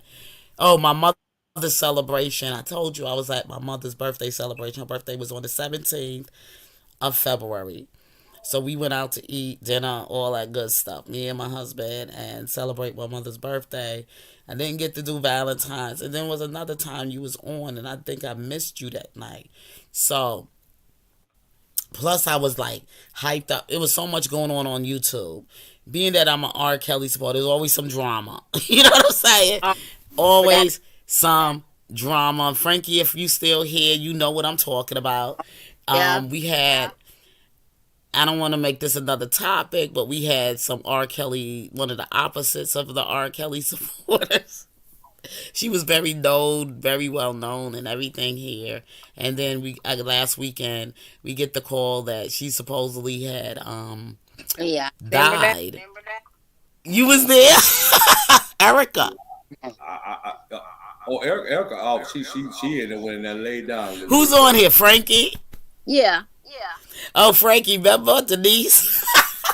Oh man, that was a mess. I You. was done with YouTube after that. I said I can't do it. Oh my God, she had she had the whole R. Kelly. That's crazy. It was. The woman was cussing out somebody in the parking lot. Nobody saw who she cursing out in a store, and she went on with this rant for like, I don't know, 45 minutes to an hour. I don't know. And the next day, we get this notice she passed away at such and such a time in the morning, and they funeralized the woman and everything. Wow. I see that part. Everybody funeral. Oh yeah, they had a funeral for her, memorial. You know, not a funeral, but a memorial for her. Yeah. And then everybody was like, wait a minute, this was, it was just so much going on. Like, people was like, wait, we really want to know what's going on here. She was just like in the parking lot, cussing and fighting and wanting to beat up some woman up in the parking lot from coming out of a department store or something. Nobody. And she went on this rant for like 45 or so minutes. And the next thing you know, she died the next day. Everybody was trying to figure out what happened to her. Next thing you know, shows up and say she's alive. They saw her at a party, at a reunion, and somebody found out, whatever. People were searching all through funeral homes. People were calling when she found out people was looking at her, it was all to the hospitals. Like, people gonna find out because she she died the next day. So it was just like so much going on, Shaq. It was just crazy. So that kind of like kept me away from your channel because I was so caught up in the drama. I wasn't caught up in the drama, but I was also kind of like, what's going on? You know what I'm saying? I know I seen her around fighting and cussing and getting into it with other people and da-da-da-da-da. And it's just like, even though sometimes you fight with people, you get familiar with people on YouTube and you hear some tragic news like that, you're going to have some concerns. Yeah, you're Whether right. you like them, you rock with them or not, you are going to have some concerns about what happened. I didn't know her either. Not like I really knew her, because I don't really rock with channels like hers. But because I got my own problems and I got my own thing going on, and I just, was more focused on what's going to happen. And especially when to me, R. Kelly is a very sensitive topic because a lot of people do believe in his pedophilia stuff. And you got to really understand that it's healthy to talk about. If people have been sexually victimized, that is a very sensitive topic to talk about because we know that people have been violated when they were children or trauma, they dealing with their own trauma. That's when I was like saying it's not something that you feel comfortable really going in and trying to, you don't want to talk about R. Kelly because people always get in this thing, oh, he was a pedophile, because rumors were put out there, nasty, ugly rumors about this man. People were saying things for years about him and being with minors and this, that, just ruining, tarnishing this man's reputation and his career. And it just wasn't right. And everybody wanted to know the truth. Everybody was like really wanting to know the truth. And I finally think everybody finally got the truth. The judge, before he ended with the sentencing and everything, he made it very clear this man is not a pedophile. He sure did. And he let them know also that these women were not victims. They were just women that had a relationship when he looked affection for these women, and then they want to come up with lawsuits against him and saying he was sexually abusing them and all this other crazy stuff. That judge told them to get the hell out. He ain't say it like I'm saying it, but get the hell out of here. Enough is enough. You know what I'm saying? And then they pulling out all these big, motivational things of money, like $14 million for restitution and stuff. Get the hell out of here. The man ain't got no more money for y'all. I'm just glad it's over. Gave them $42,000 and y'all try to figure out how y'all gonna spend it. Yeah. $42,000. The lawyers are gonna take that and tell them to get the hell out of their office too. And they probably gonna have to spend it. Huh? They're not gonna get that money. That's gonna go to the lawyer. It's going to the fees. It's going to all those legal fees and everything. Ain't nobody working for free. The government gonna get that $42 and split it on wherever way they gonna take it. They mad. You saw that greedy face. Huh? No, I was saying I was speaking to Sexy May. She came up in there. Hey, Sexy May.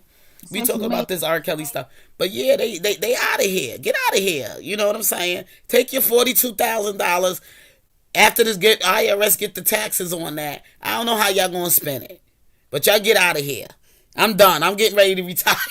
That's what that y'all.